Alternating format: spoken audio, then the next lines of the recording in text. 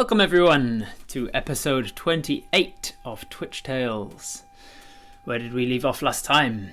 Well, in the last episode, Apis had just defeated the Manticore. That was the Manticore Phagos and his not-so-merry band of adventurers, his band of bandits. And in doing so, Apis had freed the bandits of their indebted servitude to the Manticore. So Apis and the bandits discovered the lair, found Phagos' lair, where he had been keeping a whole bunch of all of the supplies that he'd stolen from the carts that had come through in the last week, as well as the stolen goods of each of the people that he'd either put to work or eaten. And so Apis and the other bandits divvied up the share of gold and silver and copper that had been taken from the people, as well as giving back the individual items that had been stolen, such as Felicity's wand, and I think that's about it for personal items. And then you started divvying up the rest of the loot as well, discovering that a lot of it was just supplies for a frontier town, like candles and wool and things to make leather boots out of, just general supplies. But there were also some useful stuff like studded leather armor in there that was intended for a human-sized person, but could be quite easily altered to fit a dwarf. And so you loaded all of that up onto the cart while Morn fixed the cart's wheels, and then you used Mr. Ed, the old riding horse that used to belong to Paul, the now deceased Knight of Kavosna, and you rode on back to town, back to Shadridge. So with Morn and Felicity and Oliver in tow, you rode off towards the Deadwood, slept just outside of the Deadwood overnight, and then headed off for Shadridge the next day, arriving back in Shadridge on the 30th of Ulabris. Quite late in the day. So Kathleen, the Knight of Kavosna that is now in charge of Shadridge, she rode out from Shadridge to meet you with now that your axle broke, about a 20-minute walk away.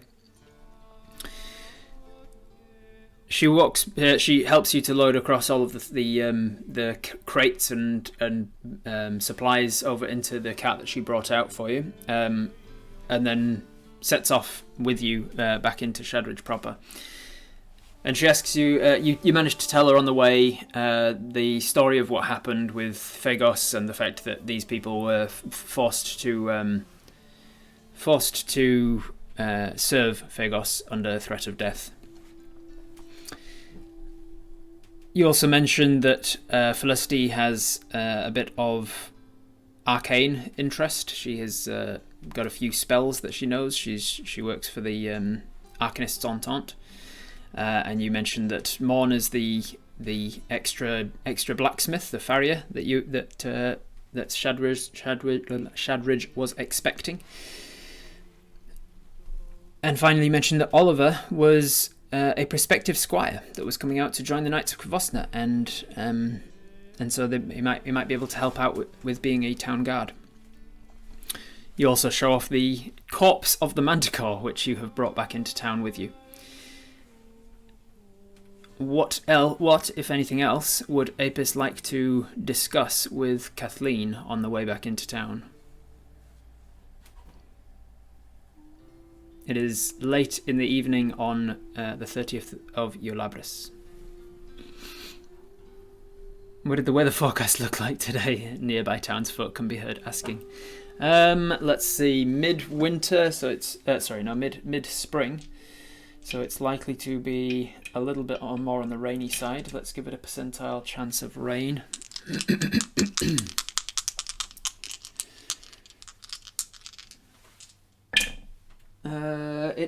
It's relatively clear and cloudless.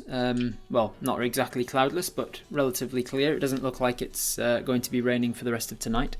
But if the clouds continue in the way that they are, in the direction they're coming, it might be raining in the morning.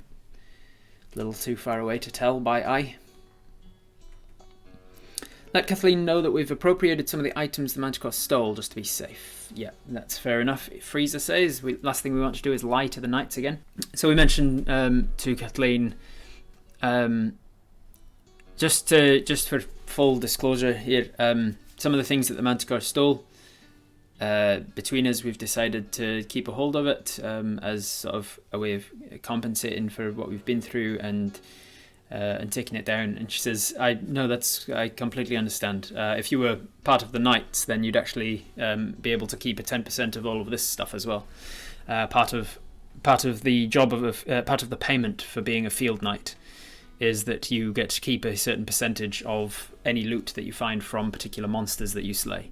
And so, if you had joined the Knights when I offered you, you would have been legally the owner of a certain percentage of this, a higher percentage depending on how what level you are. So that's fine. I understand the need to keep some of it. I understand that also it's important that the shop gets most of this as well. So I hope you found something to make it at least worthwhile, and I hope you didn't sustain any particular injuries. Nothing that can't be healed in time. It's fine.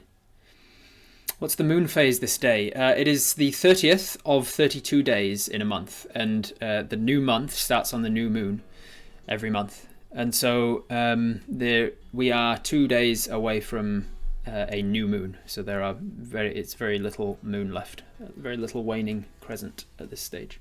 How much would it cost to get this Manticore taxidermied? Well, in this tiny frontier town, we definitely don't have a taxidermist? Someone who practices taxidermist?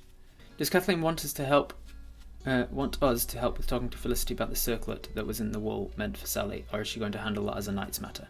So with us walking back into town with them in earshot, I didn't figure that Apis had mentioned the circlet yet. If you want to take Kathleen aside once we get into town, then probably then we can tell her about it. Is there a black market for Manticore parts? There might be, we wouldn't know about it. Is there an alchemist value to Manticore bits? Well, we know an alchemist, we could ask. Old Lady Edith is an alchemist. So yes, we'll cut to the chase then. So as we trundle on into town, we find a moment to pull Kathleen aside and tell her about the circlet and how it was hidden in some wool. And the wool had been destined for the weaver in town. And the weaver happened to be the necromancer. And so it seems like the circlet was destined to be smuggled into town to give to Sally. And that's where we left off last time, that's right. Ask Felicity if we can touch the doll to the circlet. An enchanted doll is an expensive gift. It might be more than it seems. We also mentioned the doll to Kathleen, and say there's a talking doll as well. It's really creepy. And Kathleen says, "Oh, let me see." She goes and looks at it. She picks it up and it says, "I'm hungry." And she's like, "Oh, how peculiar. Is that all it does?" I don't know. It says a few things every time you pick it up. It says something different. I don't know what it does. No, okay. It's probably just a toy of some sort, a novelty, a children's toy, perhaps. And she puts it down again. So what do you want to do? What's the plan? Ask Kathleen if she wants to go back to deliver the letters. Do you want? Obviously, the Manticore and the bandits are the problem that was preventing messages and supplies getting through. Do you still want me to head back? I never actually made it to Fonda. And she says, "Yeah, I didn't think you had. It's only been 2 days." So do you want me to head back and deliver those messages still? And she says, if you wouldn't mind, I would appreciate it. But of course, if you want to stick around, you're more than welcome. We're still getting the town all dolled up for Ultima's celebration. So it's really up to you whether you want to stick around and help out with the building of the new Menagerie, or whether you want to set off and deliver the letters for it. It's fine. Now that the path should be relatively safe until some new predator moves into the area, I suppose. Then I can always send a different messenger. Celebrations. Yes, the Ultimes celebrations, first of the month. Is it not a thing where you're from? You don't celebrate the first of each month? I don't think so. We humans tend to like to celebrate the first of every month, and it's a way of celebrating the god to whom the month is devoted. As you know, next month is Ultimes, and that reminds Apis that it's your birthday coming up soon. Your birthday is the 17th of Ultimes. As you know, the next month is Ultimes, and there will be a party to celebrate. And we've decided that as a way to celebrate Ultimes and also dual purpose, as a way to encourage more people to come to Shadridge as a bit of a destination to want to move to. We've decided that we're going to start making a menagerie. And you would know that Ultimes is the god of beasts and hunting, and their place of worship, instead of a chapel or a church or a temple or something, is a menagerie. And currently this town doesn't have one. So in order to celebrate and worship Ultimes, you would need a menagerie in town. Is the month Altabris? Yes, it is. Did I say Ultimes for the month? I meant Altabris is the month. So the 17th of Altabris is the month to celebrate Ultimes, the god. So we've got a couple of people wanting to go see Edith, tell her about the Manticore and the doll. Can we add that giant termite to the mini zoo? We say, if you're making a menagerie, I happen to know that in the Deadwood there's a lot of termites. And she goes, yes, I know, I understand that's what killed the woods, apparently. There was a termite infestation that got out of hand. Well, it's more than just termites, though. There's one that's like the size of a big dog or something, like small sheep, I don't know. This massive thing. And she goes, really? Aye, we could put that in the menagerie, I'm sure. And she says, that actually might be genuinely a good idea. We were already starting to today we've been sort of brainstorming between us what sort of animals live around here. We made a point of saying to ask you when you returned. We figured that being a person of the woods, you may know a little more of the beasts in this area, and you may be able to even help us track down some to add to the menagerie. Do you happen to know of any others? And you say, well, there's I know that there's wolves in the forest. There's also obviously the farm animals. There's we've got giant insects probably around the place. If Mel's not the only one, we could always ask the sister villagers as well if they've seen any other animals. We saw an owlbear in the forest and an elk as well. Find a magic werefox for the show, yeah. Captured the manticore and put it in a menagerie. Yeah.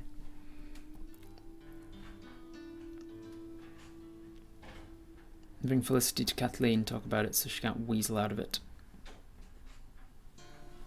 Oh great, the bleeding termite ate the menagerie. I've got to catch them all again now. Goblins, stick goblins in the menagerie. If it's part of a hive, could it possibly attract the rest of its hive to it in the town? Maybe. That's a good point. Got to keep aware though, if we do take the termite, if it was part of a hive, if it was like a queen or something, we don't want to attract termite infestation to the town. And she says, that is a very good point actually. Yes, maybe not the termite. I don't know. I don't know how termites work. Perhaps your friend? And she looks up at Mel, who's buzzing around you. You say in Sylvan, Mel, do you happen to know that that those termites that you got to leave me alone? Do you know if they work like? Are they like a hive like yours? Do they work around? And she says, yes, they are a hive. Do they work around like a queen or something? And she says, I don't know. I assume probably yes. Right. If we were to take that giant one that we saw, and like, she's I don't know if they would come. She doesn't know enough about how she would be able to tell you all about how bees work, but as much as she can command them, she doesn't know about the intricacies of their hierarchies. Killed an owlbear. Ah, and a displacer beast too. If you send one of those around, could put one of them in the menagerie. She goes, this could actually be a very good menagerie. It would be quite a draw if we managed to get an owlbear and a displacer beast. And then, of course, we'd need the security around keeping those things secure and not able to escape. We've got a lot of work ahead of us, and we've only got 2 days to prepare. It's why we're getting the town all dolled up, I suppose, getting it all exciting and putting the bunting up and things. John and Daryl are working hard on trying to actually create the enclosures and things now. You know that John is the carpenter of the town, but you've not heard of Daryl. What is a menagerie? It's an old version of a zoo. But more the olden days before they knew about animal welfare, when it was just like displaying animals rather than making nice enclosures and habitats. Could talk to Edith about getting some tranquilizers made for the animals and then go hunting. Yeah, that's a good idea. Could make some specialized darts for you with tranquilized poison in it. Most people saying let's go to Edith before the night's too late and talk to her about the Manticore that we have and whether or not it's useful, and ask her about the doll, see if she knows anything about it. Is that correct? Anybody against that idea? Anybody opposed to that as a plan? Sparrow wants to ask Morn how long it would take to adjust that armor for us. It was a long journey. It was a long journey from where you found him to here, so I can say that you will sort of retcon and say that you asked him that along the way at some point during the journey, and he said he sort of measured you up by eye and said, "This armor is not that difficult. It's fairly simple leather armor. Yeah, I'll be able to do this in like a day or two." So we head on off towards towards Edith's apothecary. Mon, when we arrived at town, Mon is going to head off towards his new place. Kathleen points it out to him. Yes, we've finished up the exterior of it now. We were working on the interior, hoping to have it done in the next day or so. We've mostly finished with the actual building work, which is why John has now moved on to the menagerie. But we've had other people come in and start like helping out to try and patch up the interior and get it furnished for you. So it should be good to have a look at, but just be aware that there's still room to work on it. I'm sure it'll be great. Thank you. It'll be nice to sleep with a roof over my head for the first time in a few weeks. And he walks off to have a look at his new building that they were creating a few days ago. Meanwhile, she drops Oliver off at Paul's house as well, which is the place where there's a makeshift Knights of Kavosna barracks going on. And Cliffa comes out and introduces herself, and she introduces him to this is Oliver. He'll be joining us potentially. Treat him well. Make sure he has a very nice, comfortable night. He can have my room if needed, if we're out of beds.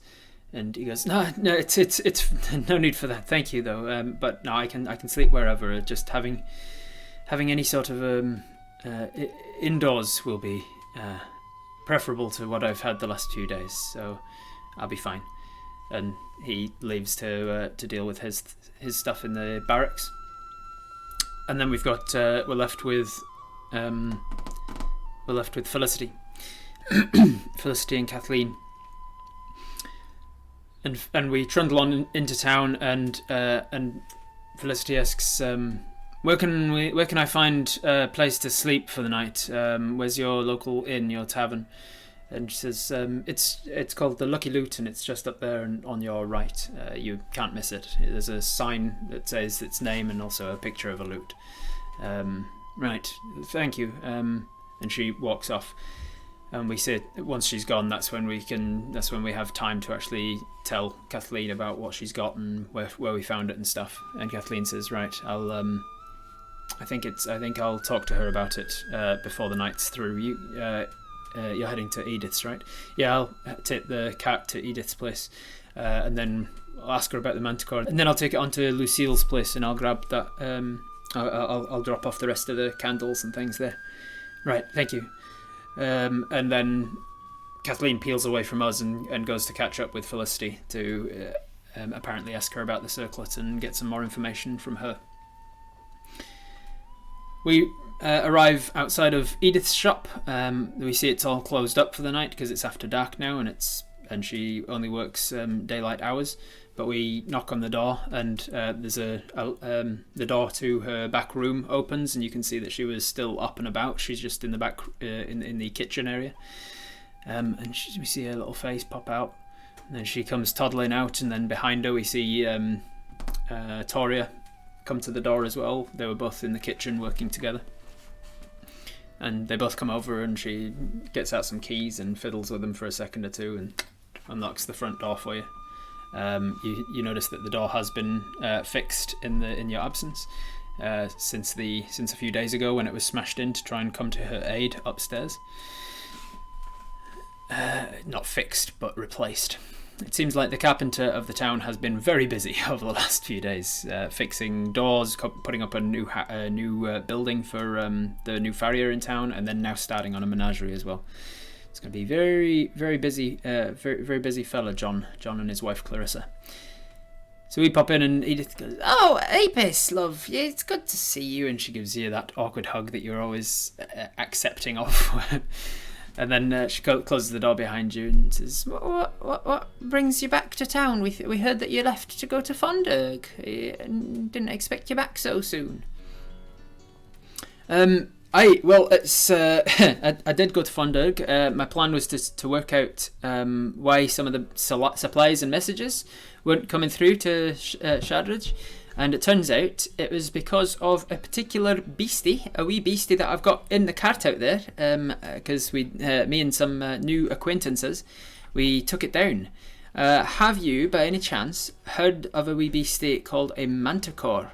I think is what Kathleen called it. I'm going to roll to see if she has. She goes, "Oh yes, I know all about manticores. What? It was a manticore that. And you've got one outside. Come and show me." And she opens the door and toddles on out into the night air. She goes, "Oh wow!" And she walks around the back of the cart and uncovers the cloth. And sure enough, there's a dead manticore with a bunch of the tail spikes pulled out by you. And she goes, "Wow, that is ferocious, isn't it?" And Toria comes over and says, "My goodness, this thing attacked you and you took it down.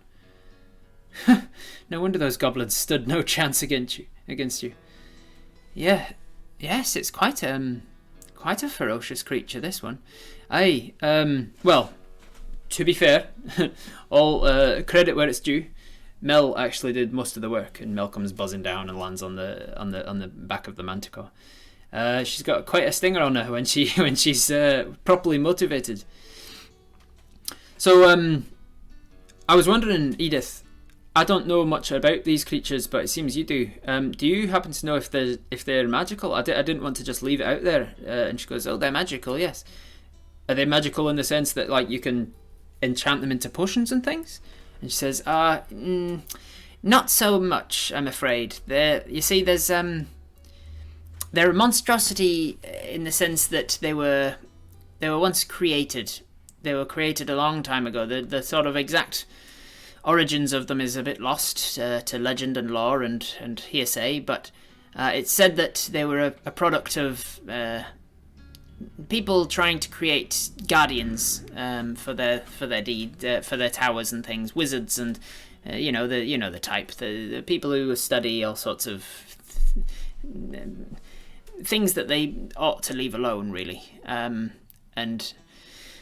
they created these. So they're sort of, their creation is magical, but they don't have sort of an inherent magic in the way of dragons do. So they can't, like their blood or their teeth, or they have very strong qualities to their teeth and spines. And as she's saying this, she's like touching and tapping one of the spines. She goes, "Right, I actually pulled a couple of the spines out. I figured that," and she goes, "Oh, well, the spines, yes, the spines are, that while not magical, they can be made into certain weaponry or jewelry, and they're very durable. They're sort of a compound that's partly metallic and partly stonework, and you say, I felt like that too. Yes, it's sort of like iron, strong like iron, but it can be a bit more brittle than iron. So it can be used for daggers and things, or arrowheads and that sort of thing. I'm not the sort of person to do that. You want possibly Daryl, or maybe one of the blacksmiths. You want to talk to Carl, perhaps. How about the teeth? The teeth? Oh, I'm not sure. And she wanders around the front. I'm going to see how much she knows about like the specifics, because she rolled high on her knowledge of manticores, but I'm not sure it was quite high enough to know like the specifics of this. Yeah, no. So she does a medicine check on the teeth to sort of like check out what she can think about. They look strong. You could possibly use them for something that you need. Maybe tools, maybe clippers or something. Yeah, you'd probably be better talking to one of the blacksmiths about what they'd possibly use their teeth for. I don't know of any potions or poisons that use manticore parts. Their blood might be useful, and you get out your little vial of manticore blood that you can see down in our inventory down there. I took some of the blood just while it was fresh. And she goes, if you leave that with me, I can sort of do some tests on it and see if it has the same sort of qualities as say dragon blood or what have you. Right. Okay. I mean, yeah, you can. I'd love to know what we can use it for, if anything, because I'm sure there's some more blood inside it. It's probably not quite as fresh anymore, but she goes, yeah, no, it usually blood to be useful has to be sort of taken as you've done into a clean vial as soon as possible. Just for full disclosure, then that vial did have a healing potion in it before I used it. There was like maybe a couple of drops left, and she goes, oh. And you say, it was only a couple of drops though, and she goes, I'm afraid with alchemy it can be quite tricky. Even sometimes a single drop of something else can contaminate the substance. It's good that you told me though. I'll study the blood and see if it has any sort of qualities that I look for in a potion base. And if so, I'll keep in mind that it may be influenced by the fact that there was once some potion of healing in there. Right, you are then. Is there anything else you wanted to ask her about the Manticore, or talk to her about the Manticore? Anything in specific? Magical construct without inherent magical qualities. Yes. Their original construction was magical in nature. They were pieced together. But from that point on, they were essentially a real beast that can reproduce like real beasts and things. They don't have inherent magic to them. How about the pelt? Do you know if that would be stronger than any particular other? And she says, I'm afraid you'd have to talk to a tanner about that. I wouldn't know. You could talk to the weaver. Oh, no. Maybe not. Let's see. Is there anyone else in town that's like a tanner or something? I'm going to roll to see if they've got a specialist, a tanner specialist. I feel like there's a good chance. Yes, they do.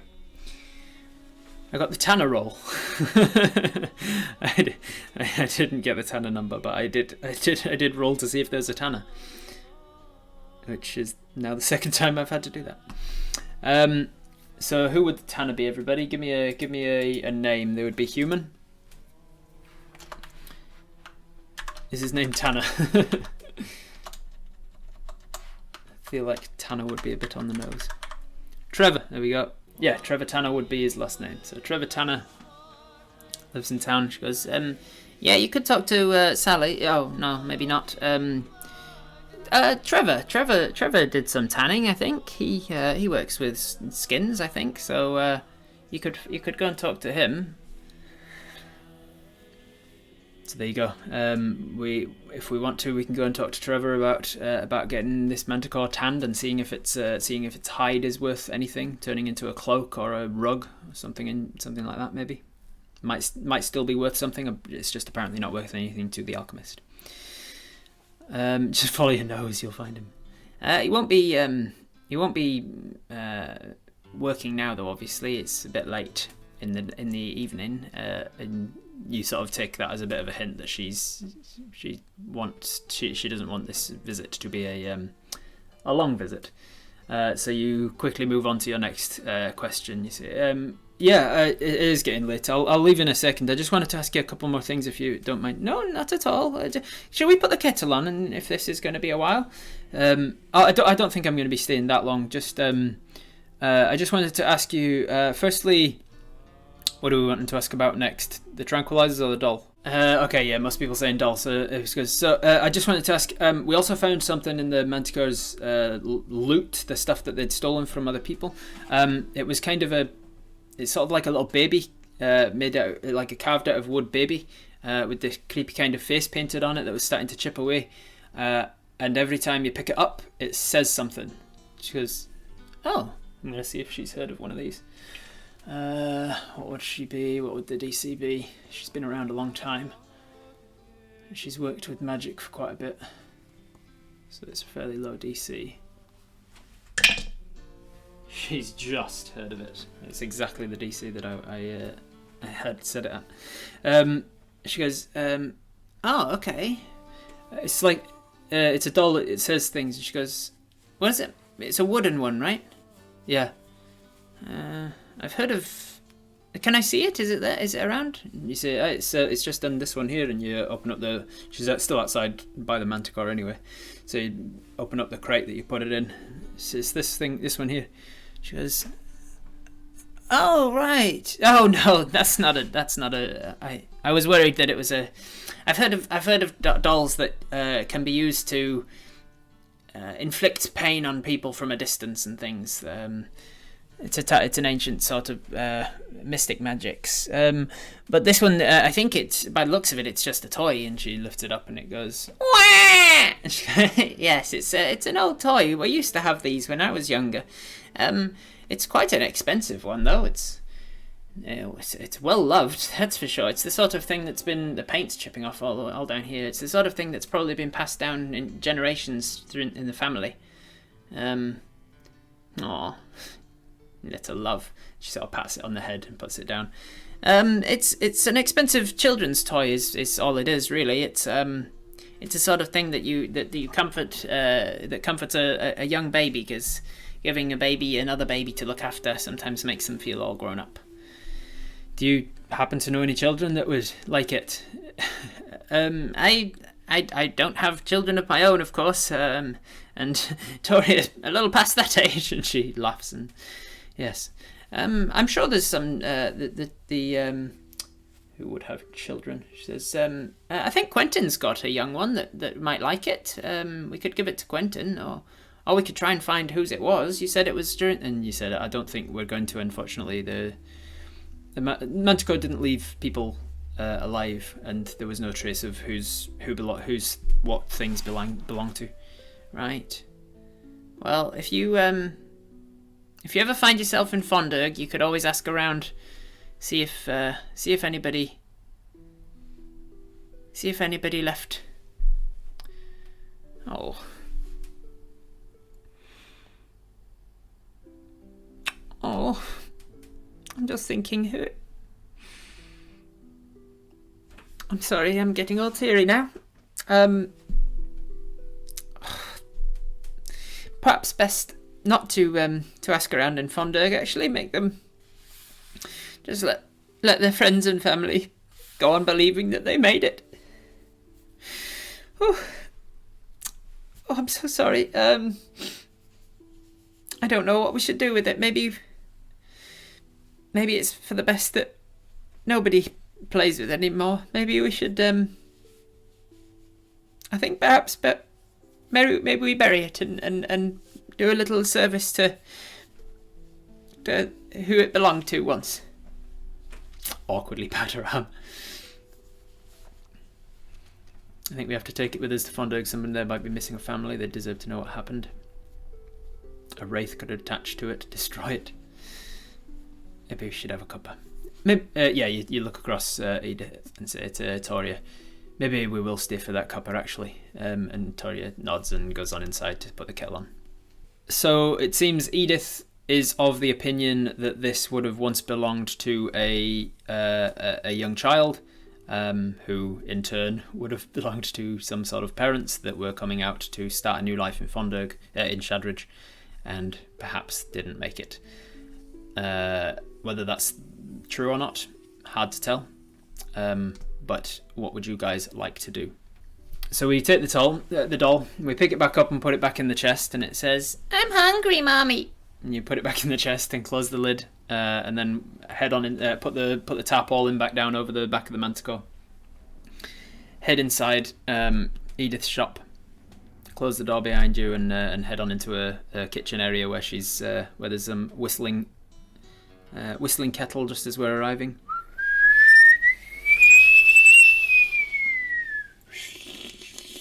Pours it out into 3 mugs. Right.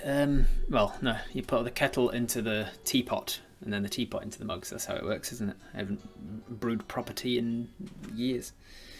Used to do it when I went round to my granddad's house when I was like a wee bairn. You pours the kettle into the teapot, lets the teapot steep, brings it out on the tea tray, and sits out in the shop area. So I hear they're making a menagerie. Oh yes, we're going to get a menagerie. It's very exciting. I haven't been to a menagerie since I was a little girl. Oh, they don't have one in Fondog. Oh, no, they have one. I never got round to going there. When you live there, you don't really think about those things, do you? It'd be good to have it, but I'm not sure. I'm not sure how long it'll take to actually build it, and whether it'll be done in time or not. Probably not at this rate. Aye, it's probably quite a lot to build enclosures to keep things inside. Obviously, if it's something that you can't really have things that can fly in a menagerie, I suppose. Well, not unless you enclose them. Yeah, and then you've got to build an entire building for it. So we're starting to talk to her about this menagerie and asking and we started wondering and talking through what sort of animals and beasts that we might put in there, and then pours the tea out, and we have some of the tea. It's very nice. It's very nice tea. It seems like Toria's brewing abilities extends to steeping of tea for the exact right amount, and using just the right quantities of to get it concentrated to just the right sort of. Segue into tranquilizers. Yeah. So we say I was actually wondering if I could potentially help out with the. I'm not sure at this stage whether I'm going to go back to Fondog. I've got messages to deliver there and people to talk to, but I do know of quite a few creatures living in the area. I could potentially find some, but getting them, like normally when I hunt a creature, it's so that I can survive on it for a couple of days, and so I don't usually take them down without killing them. And she says, "Oh yes, what a predicament." And you say, "You don't happen to know of any any way to like?" I've noticed that Mel, over the last few days, I've noticed that she's got abilities with she can like shake off like a pollen from herself, and it kind of puts things to sleep. You don't know of anything like that, do you? She says, sleep potion. There are sleep potions, yes. Haven't made a sleep potion in a while. Well, not one for use on beasts and things. I've made. I was going to say narcotics. That's not the right word. What's the word for like things that put you to sleep, like in real life? Medicines that are designed to make you somnolent. There's a word for it, isn't there? Sedatives. Thank you. I've made sedatives for personal use before, like for people. I sell those. I've got some just over there, and she points to a section of the store. Lecturers, Ayo! Hammers. I've made sedatives. I've got a whole shelf of them over there. But they're sort of a different design to those. If you want to use one in a sort of a combat immediate use situation, you want a tranquilizer. A tranquilizer, yes, that's what they're called when you're trying to put down an animal in the way that you're talking about, without killing it, but like just take it out of the fight. You want to knock it out immediately. You want something called a tranquilizer. Right, okay. And are those easy to make? If you've got the right ingredients, they are, yes, relatively. I can make them in a few hours or a day or so. I'm not sure if I have the right ingredients, though. I could look. What sort of things do you need? And she goes, well, there's a certain bunch of common ingredients that you can find around most forests. But then a rare ingredient such as perhaps the pollen from your bee friend, and you say also actually she stung somebody recently, and when she came to, and she says paralysis, right? That's a different way to go. It's not exactly tranquilizers because they won't go to sleep, but they'll be paralyzed, which may not be the best for their musculature living in a menagerie from that point on, but it can wear off with little effect from then on. And you say, the lady that was stung with it, the effect wore off pretty quickly, and well, about an hour or so. Right. If you can get me some of the bee venom, I could look at it and see if I could do something with that. Right. And what and any of that pollen, maybe? I'm not sure. Maybe. Otherwise, there's ingredients that you can sometimes find in the forest that'll do it. So essentially, what's happening is, if you guys want to go down the making tranquilizers route to help with finding and tranking some beasts for the menagerie, then you can first go out on a little bit of a fetch quest, a little bit of a discovery of the nearby forests, looking for some brewing. We'll use my brewing kit, my brewing rules that I've homebrewed. You'll forage for some ingredients. You'll take them back to Edith. She'll make you some tranquilizing arrows or darts, and then you can go out hunting and trank some monsters for the menagerie. Otherwise, you don't have to, and you can do something else instead. Can we also just set some non-lethal traps in the forest? Yeah, you can go around setting non-lethal traps and hope for the best. But then once you've caught an animal, you've still got to transport it alive and awake, conscious and fighting, from where it is back to the menagerie. We had a long rest in the dead forest this morning. Could get those things fairly easily today, and Mel would recover them by tomorrow morning, right? We are late in the evening now, Sparrow. So if you wanted to head out to the woods, you could do so tonight, but then you'd be sleeping in the woods, and that's usually fine for you. And then you'd be in the woods to forage first thing, come back in the morning. Can we get the army underway before we start foraging? Yeah, that's a good idea as well. Get an enchanted box for that doll so it doesn't kill us in our sleep. Getting an enchanted box isn't something you're going to be able to do unless it already exists, not in this tiny little frontier town. Oh, right, you meant Mel's poison and pollen, right? If she gave us some now, they should have them back again by the morning. Yes, that's right. She has not used them yet today, so she would be able to use her pollen on you, or pollen on the area, and if you can catch some of it, then she could recover it by the next day. We noticed, by the way, I don't know if we mentioned this the last time we met Edith or not, but we noticed that she seems to be back to her full strength. The strength that we saw her the first time we visited Shadridge.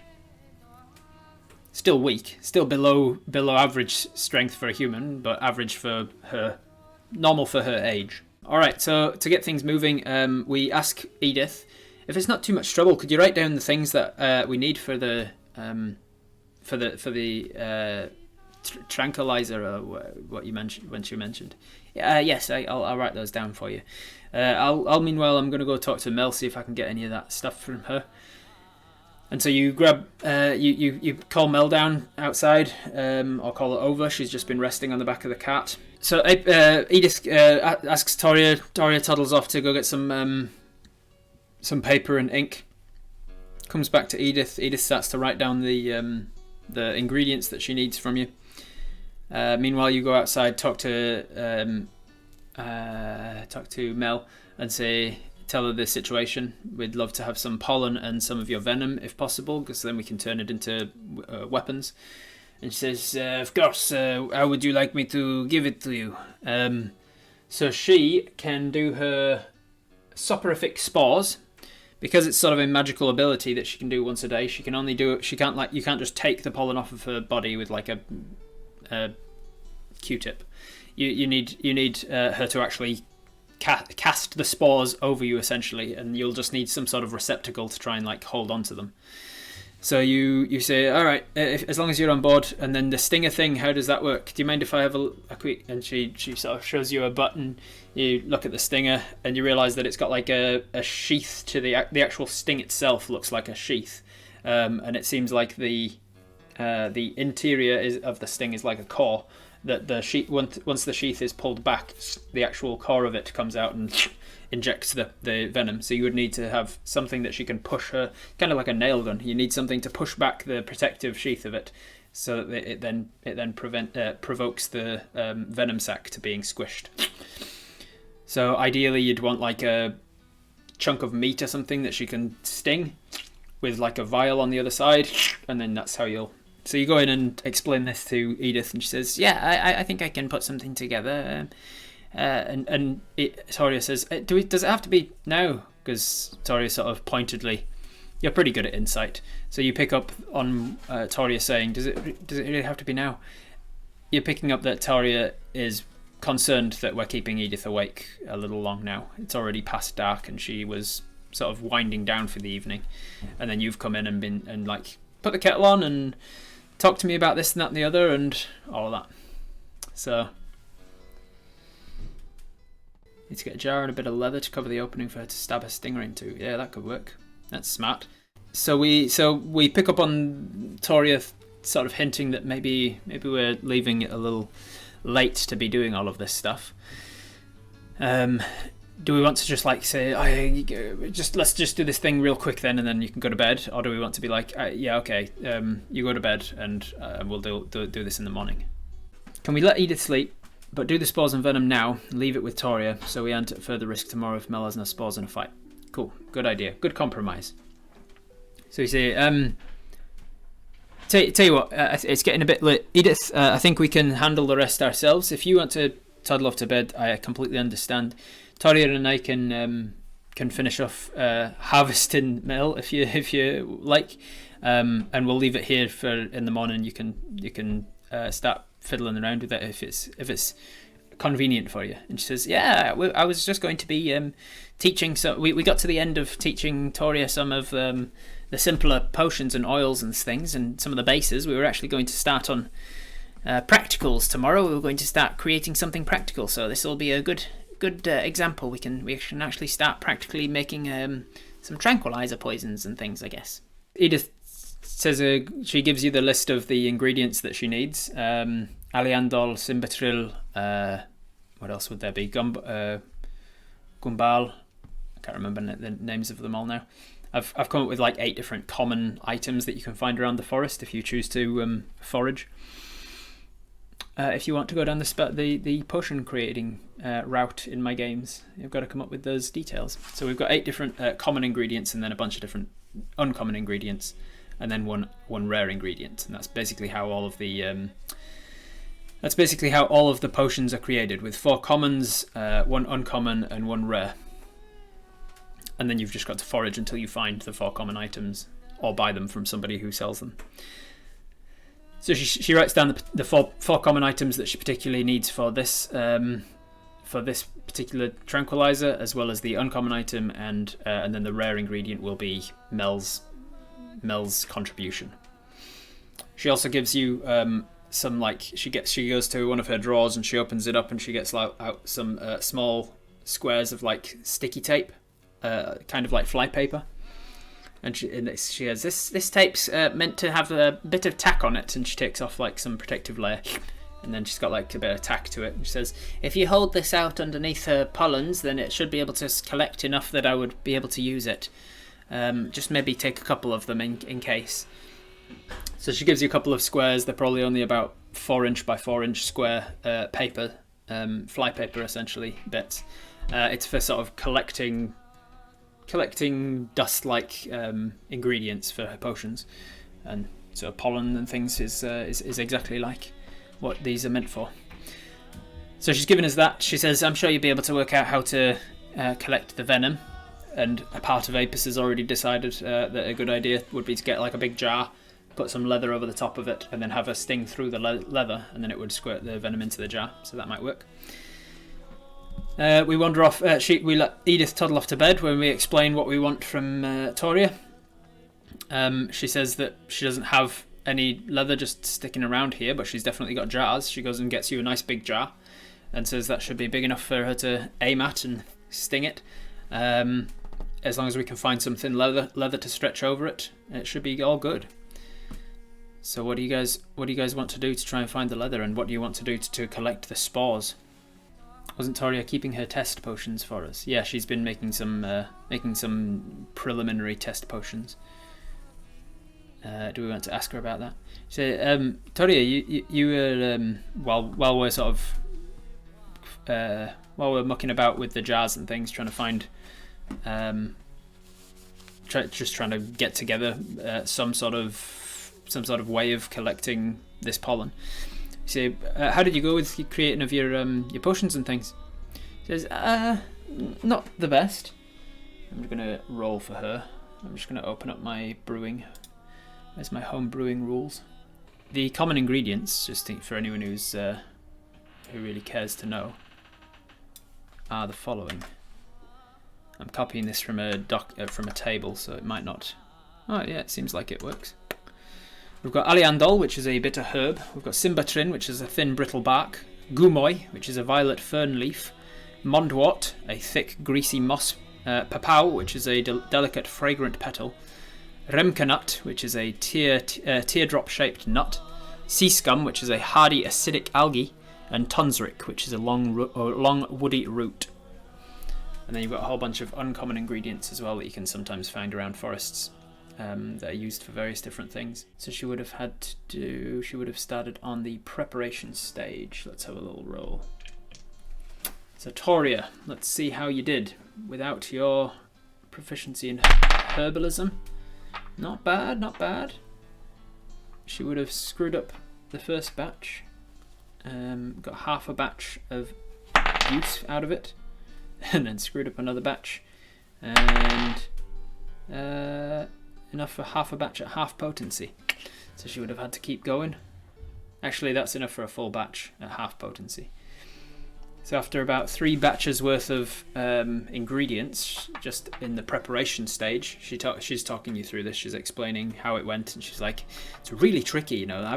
You have to juice the berries and things, but you have to juice them with a particular part of the knife, and you have to juice them just to the right level. Like you can't just squish them down, because then the juice has gone everywhere and you can't really collect it. And also you've bruised the juice." She kept saying, "I'm bruising the juice." I don't know what that means. There's nothing like that in brewing beer.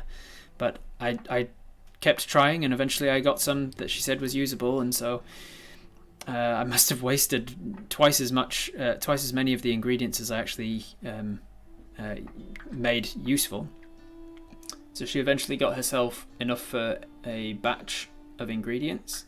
Then she went into the brewing step.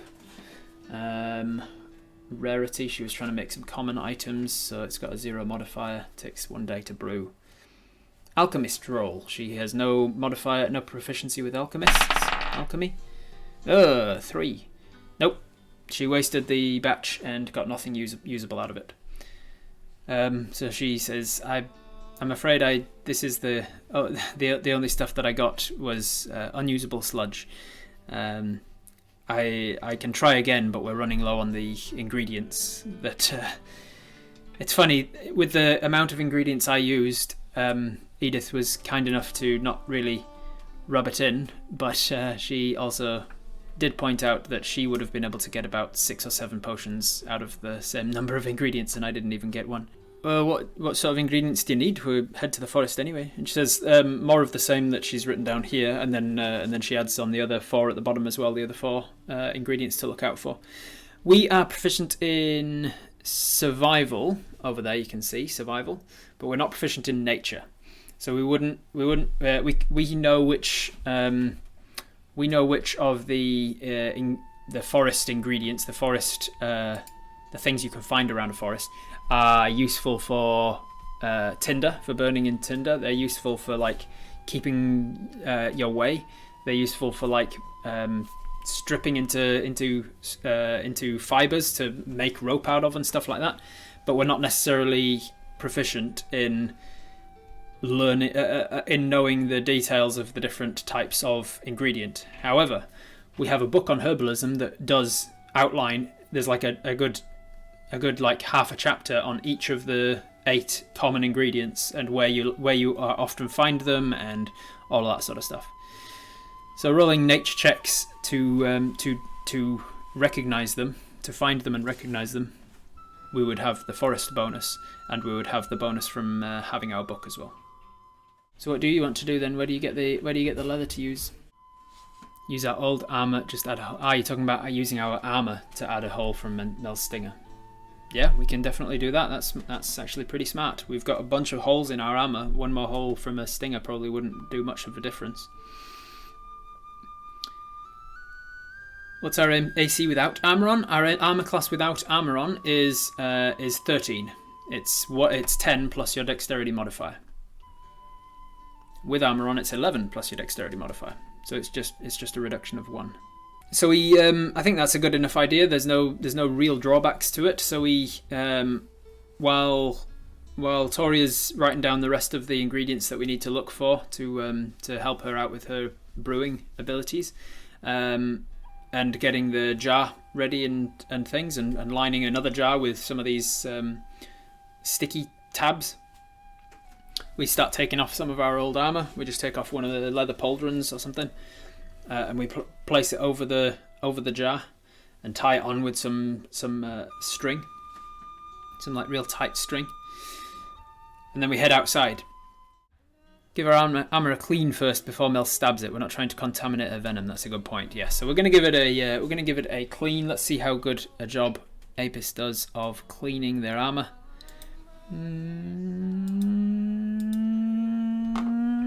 Where's my D20? There it is. Brrrah! 16 plus your cleaning modifier. I'm sure you'll be pretty impressed. It's probably either strength based for really scrubbing in to get the dirt out, or maybe dexterity based for probably strength based. I'll say it's strength based, and so that's a 17. That's good enough. We give that a good old clean. I'll give you advantage for taking your time on it. Yeah, still 17. 17's fine. Don't worry. Can we take 20? Yeah, you can take 20. If you're not in a rush, you can just keep cleaning until you make sure that all of the blood's out and everything, and you've got it like as clean and untainted as possible. And then you dry it out, and most of the 20 minutes that you take to clean it properly is you like trying to make sure it's dry. You hold it over the top of the jar, and you get Mel to sting through it. Her sting ability injects poison, blah blah blah. If the poison reduces the target to 0, target is stable but poisoned for an hour. So you collected one usage of this poison.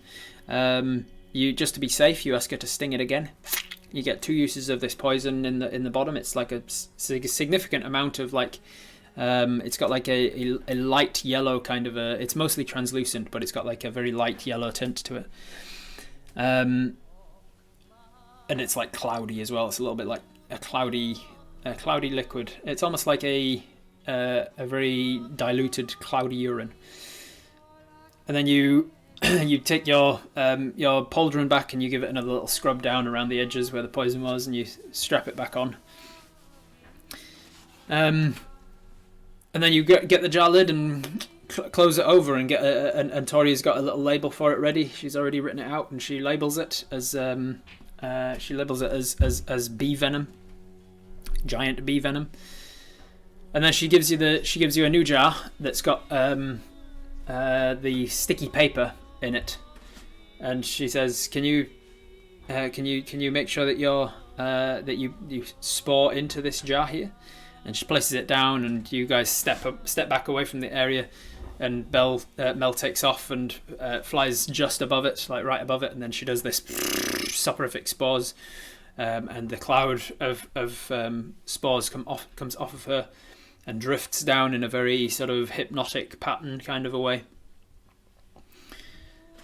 And and she comes away, and you see that the dust, like a light dusting, almost like icing sugar over the top of this jar around the rim and down the sides, and a bunch of it has stuck and stayed very steadfast on the paper itself, the sticky paper. But everything else, as you approach it, all of the spores that hit the ground have very quickly just starts to disappear. Like watching a whole bunch of bubbles as they just kind of like individually pop until there's just nothing left. Everything eventually, only the stuff that is stuck to the paper has actually stuck around. It seems like this paper has been treated with a particular type of magic that to keep around magic that is only intended to be instantaneous magic. Sticks around when touching this paper, it seems. So we screw the lid on that jar. Another label goes over it. Soporific bee spores.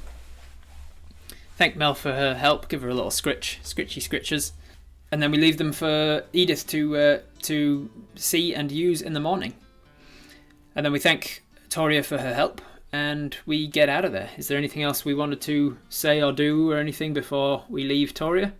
We've got to now head over to the general store and see if we can get her awake to collect some of this delivery.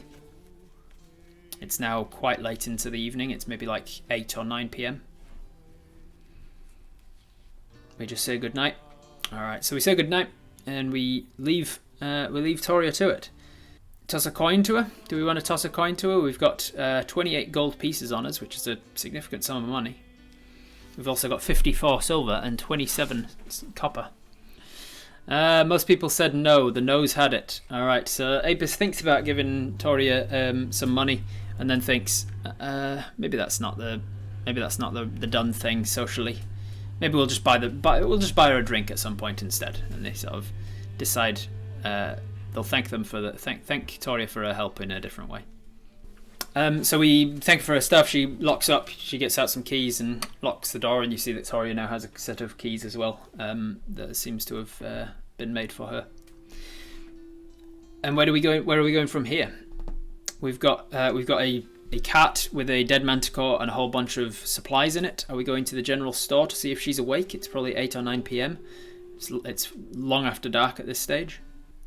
We're also collecting ingredients for her, so it's not like she's helping us for nothing. That's right.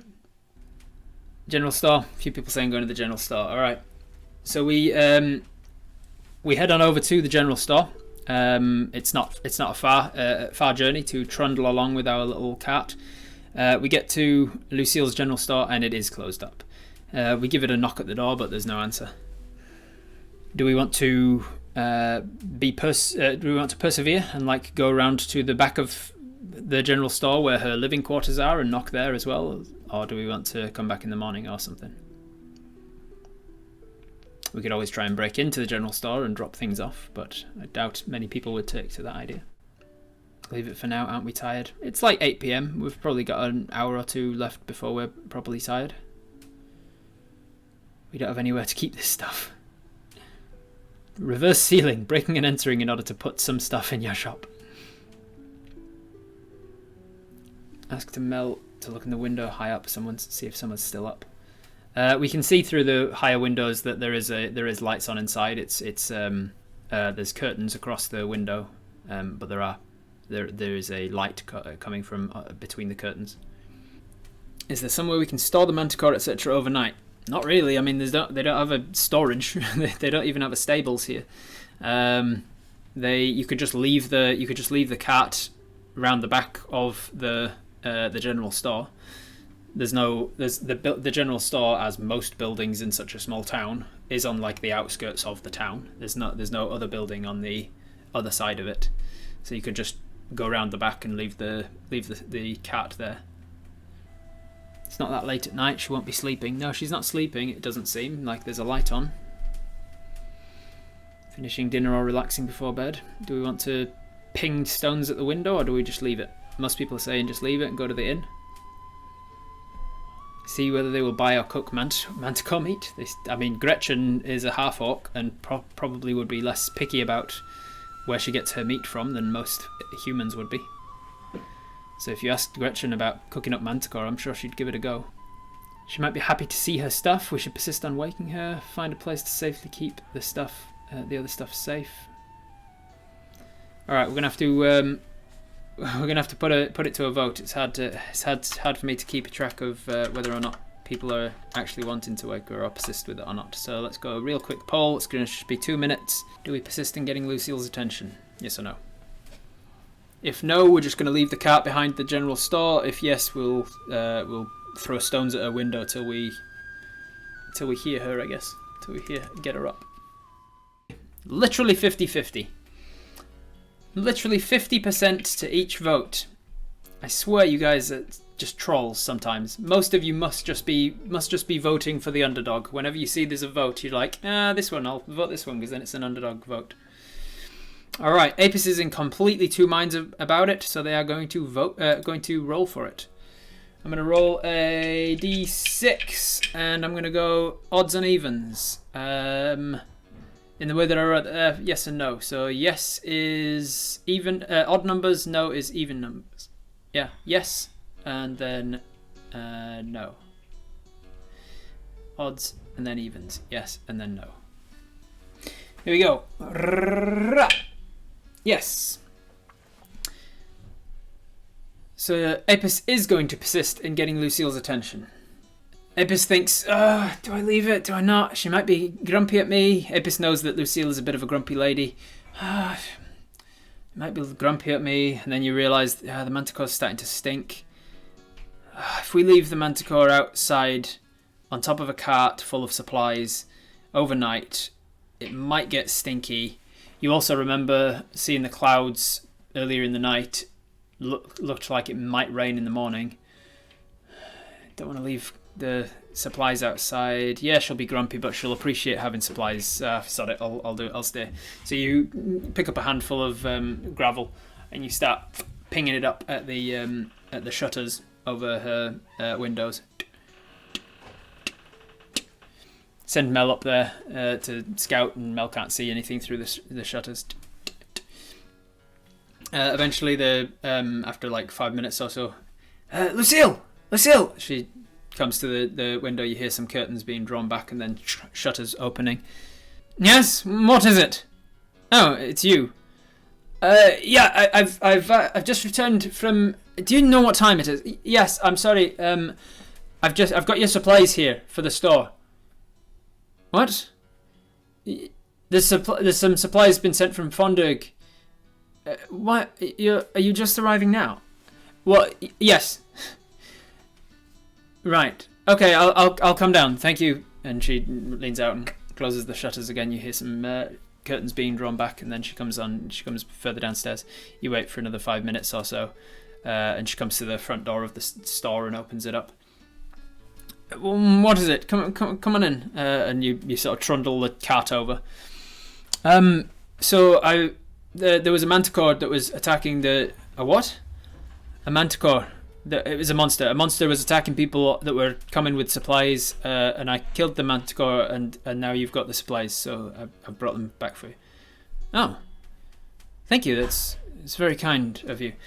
And she grabs the sheet and pulls them back and. Yeah, I didn't expect you. You brought me the monster. Yeah, sorry. I tried. You were moving faster than I expected. That's the monster. I can move it. You just laid the dead monster on my supplies?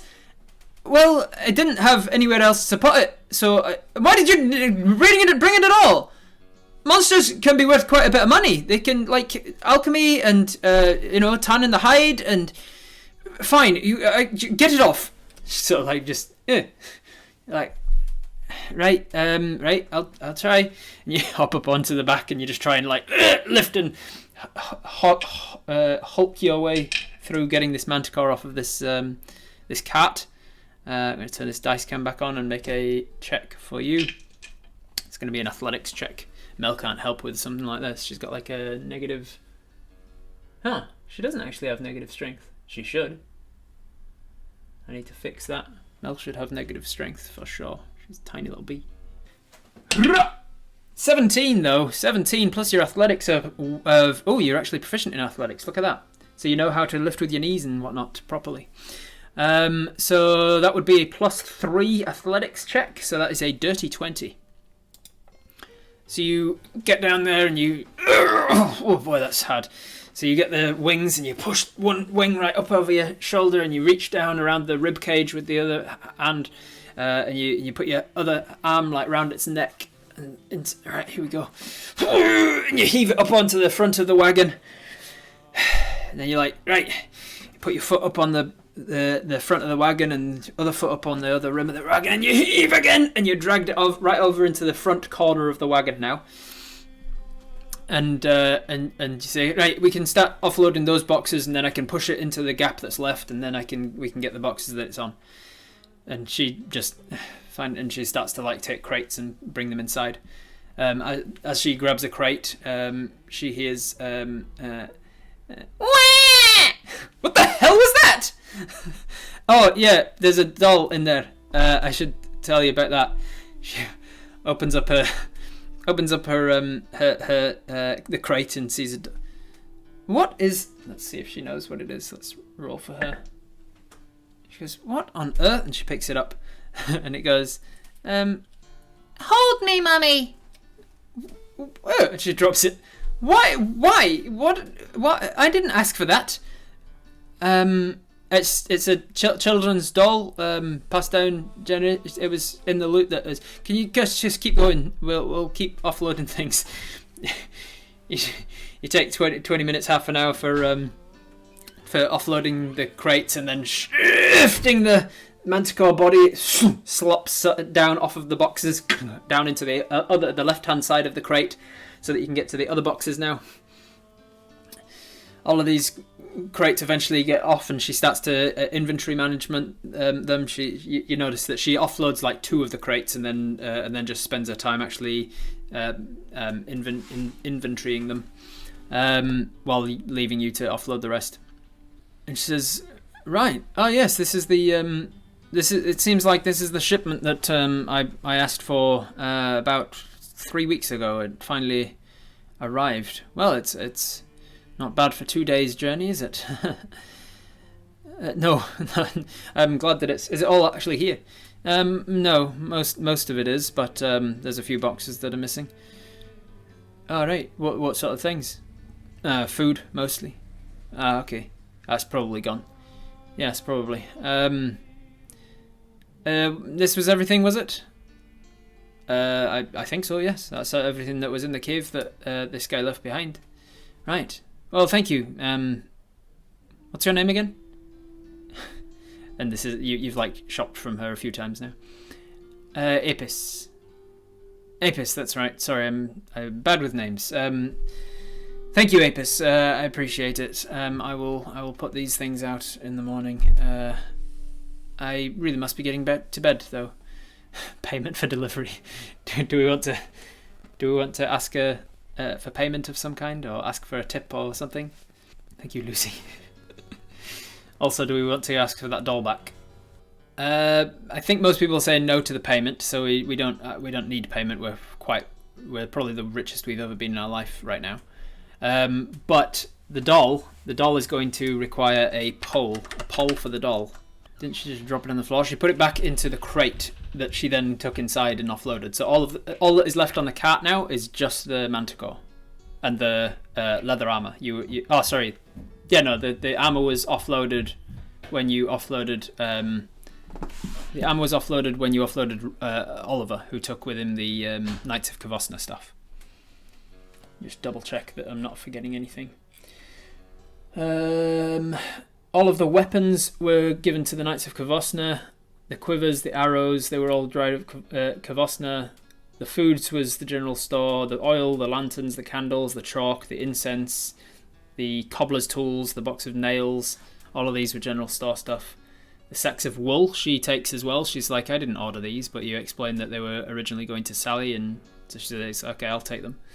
Crate of fabrics, that was her as well. Well, that was Sally, but again, it's coming to her instead. 3 barrels of wine. So you've still got 3 barrels of wine on the back of the cart, because that's meant for the lucky loot. You've got the studded leather armor that you asked to hold on to. The knights' capes and insignia have gone to the knight's place in Paul's old house, and you've got a crate of animal feed which was destined for one of the farms. So on the back of the cart, there's actually a dead manticore, a crate of animal feed, some studded leather armor, and 3 barrels of wine. All right, with 68% of the vote, somebody ruined the 69 at the last second there. We ask her for the doll back. We say, if you're not going to use that, can we have that doll back? And she says, oh yes, by all means. I'm not going to be able to sell that. Right, thank you. And you grab the doll, and as you pick it up, it says, I've just got like 3 go-to phrases: feed me, hold me, and crying. I feel like it should be saying other things though. What would like a talking doll say? Something that would be programmed into it. That's like a baby, a phrase that a baby or a small child would say. Let's play. I like that one. Let's play is creepy. Play with me. It's as you pick it up, it says, play with me. It says, I'm gonna kill you all in the night. So you pick it up, it says play with me, and you're like, oh, it's creepy. And you put it back in the back of the cart with the dead manticore. It's slightly cracking and peeling paintwork on its smiling face. Touches against the dead bloody corpse of the manticore, and it just sits there staring unblinkingly with its non-painted face, and it's kind of like hands out position, sitting sort of legs out, hands out, smiling, with its head against the dead manticore's chest, hole blasted in this manticore's chest from your force arrow, dried congealed blood just all over, and now it's just sitting there in the back of the cart at night time, out in this frontier town under an almost moonless night. You guys wanted it. So where to from here? She closes up the shop and she lets us go. We have some wine to deliver to the inn. If we want to stay in a proper bed for tonight, we could go to the inn and get a room at the tavern. Keep going, Rob. Maybe now they'll vote to get rid of it.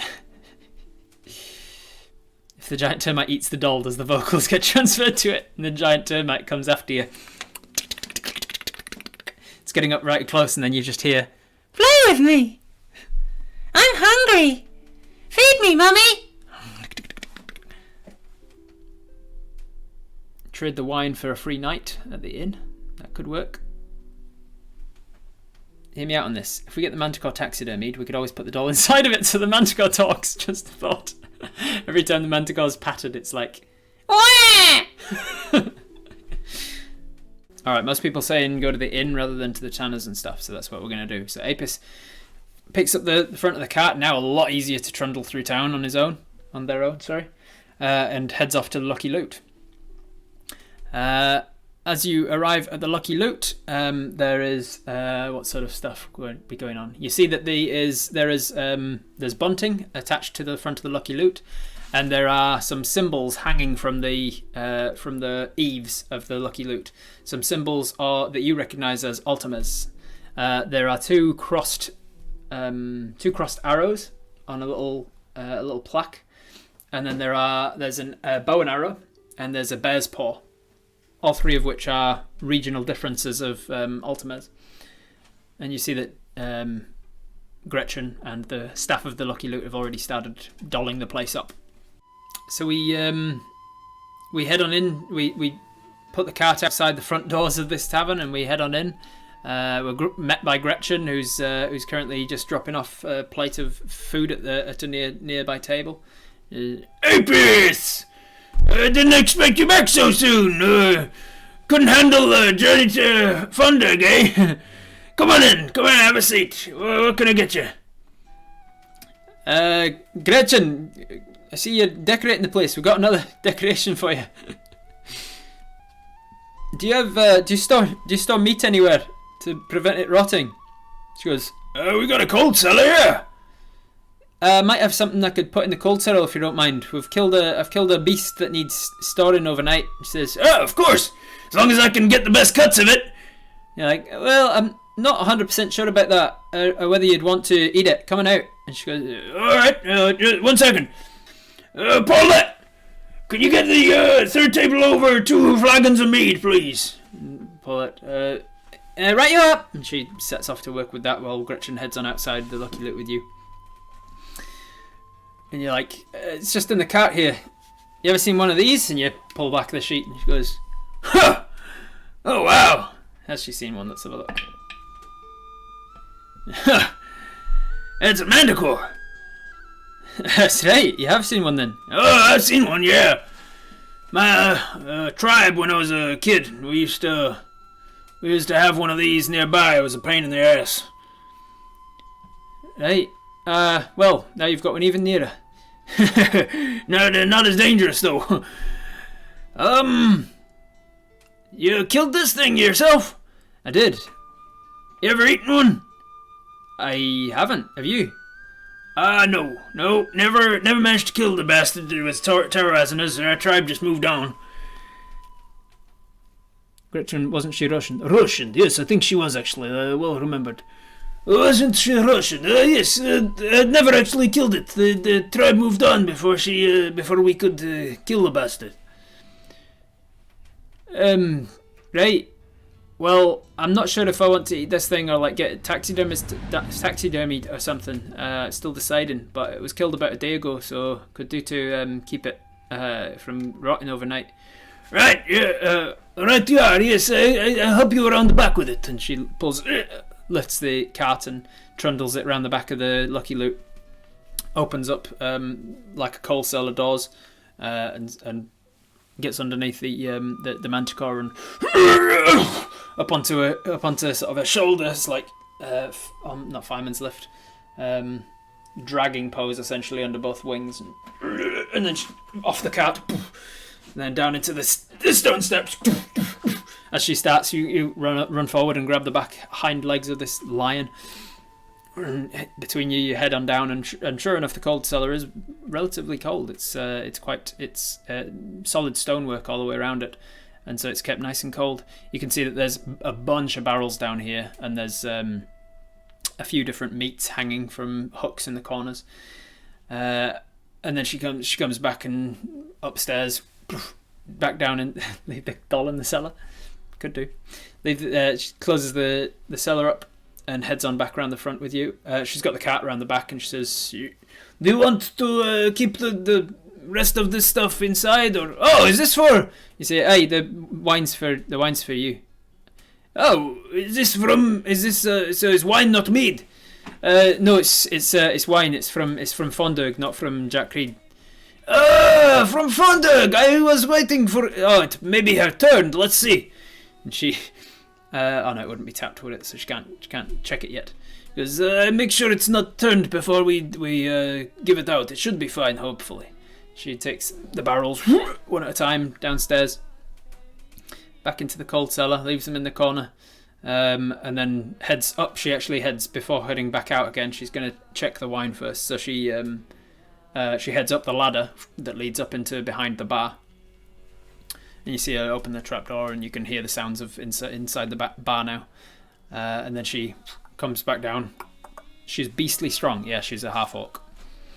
They come quite well built, the half-orcs. She comes back down, and she spent her life lugging around barrels and things as well. So yeah, she comes back down with a barrel tap and hammers it into the barrel, and then pours out a tankard. Swirls it around and... "That's good stuff! Yes, that's still good!" And she hands the rest of it to you. "Finish that for me, I shouldn't get drunk while I'm working." And then she goes back up the proper way and closes it from the outside, locks it up, and heads back inside with you. You can see that Franklin is here. Also, Milton is here. Milton is an elderly human miller that works in a mill nearby the Colton's farm. You would recognise Quentin the butcher and Joe the chandler. We walk with Gretchen and say, can we get a room for the night? And she says, of course, yes. Which room would you like? And you say, just any room. And what's the trade of the delivery of the barrels? She claps you on the back and says, cheeky, I like you. Yes, I'll give you the room. No charge for you. No worry. Thank you, Gretchen. You're ever so nice. She will give us a free room, but she still expects us to pay for the dinner for the night. So are we going to eat some rations, or are we going to buy some food? Buy some food. Trade the creepy doll. Ozzy really wants to get rid of the creepy doll. As soon as she pulled the Manticore out, it fell to the side and went, play with me! And is now just sitting in the back of the wagon with some dried Manticore blood on its flaking face. Save some rations for emergencies, get some food. Alright, so we've got meals. If we want to buy a squalid meal, she wouldn't sell squalid meals here. We've got a poor meal, basically just a small entree or something. That's a silver piece. A modest meal is 3 silver. A comfortable meal is 5 silver. If we want to go wealthy, that's 8 silver pieces. If we want to go aristocratic, she wouldn't actually be able to serve anything like that. But if you basically wanted to buy yourself a banquet, essentially, then it'd be like 2 gold. Did a lot of lifting today. Killed a Manticore. We need to celebrate ourselves. Comfortable. Let's binge on the dinner. We're celebrating. Treat ourselves. 3 silver. 5 silver. Let's go 5 silver. All right, 5 silver for a comfortable meal. So we're going to spend 5 silver on a comfortable meal. That's about $100, by the way, just FYI. Around about the equivalent of about 100 US. So we're getting a nice, comfortable meal. We're getting like a lot, that's like more than 1 course. It's like a soup course, and then they've got like a proper hearty meat and bread and cheese, and like there's some stew in there as well. And then there's like something for afters, like a sweet bread of some kind for afters. And then another couple of silver, another silver for a gallon of mead as well. So there we go. We'll go 6 silver there. Mark it off. We've got a big pouch of it. When we go to pay, Gretchen notices the silver and gold and says, "You're doing well for yourself lately. Good on you, Apis. I'm glad to see it." There you go. Got a little bit less monies, but we've treated ourselves to some very nice food now. Oh no, we only have 48 silver. Whatever shall we do? Do we leave our Mel B friend out in the cold or what? That's a good point. Where is Mel? Mel was with us when we were doing the cart and things, so she'd be out and about in the back. So yeah, just as we're on our way back round from the cold cellar, we would have asked Gretchen, is there anywhere we can that Mel can spend the night? She says, maybe I'll show you where your room is, and then you can open the window and let her in through there. So yeah, we get a bit of honey mead for Mel. Yeah, we get some honey mead.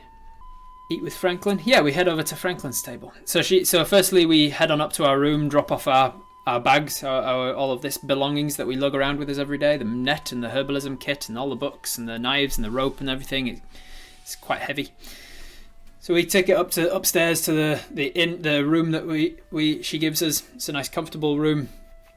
Drop off our bags, open the window and whistle for Mel. Mel, up here! And she flies in through the window and lands on the dresser table. Just meet yourself at home on the bed. Just curl up here, and I'm gonna head downstairs and eat. And you tip out some of the mead that you brought up with you, and you'd have some of that. You tip it into like the saucer around a pot plant or something. There you go. Thank you, Apis. Good to. Yeah, but it's been a while since Tori has been back in town, so Tori has managed to make a bit more mead, let's say. Anyway, we head downstairs, we grab our food, we head and eat with Franklin. Is there anything in particular you want to say to Franklin, or do we just sort of catch up generally and we can skip to the going to bed stage? Just finally relax for the night. Yeah, it's been a long couple of days. Smother the doll when you go to bed. We just left the doll in the cart outside in the night on its own. Franklin, tell me about your locket. How's he doing after Sally? Tonight he seems like he's pretty much back to himself, but you do notice that he's quite drunk. and it seems like he's taken to just like he wanted to get out and just see people and just have some distractions. You're quite insightful.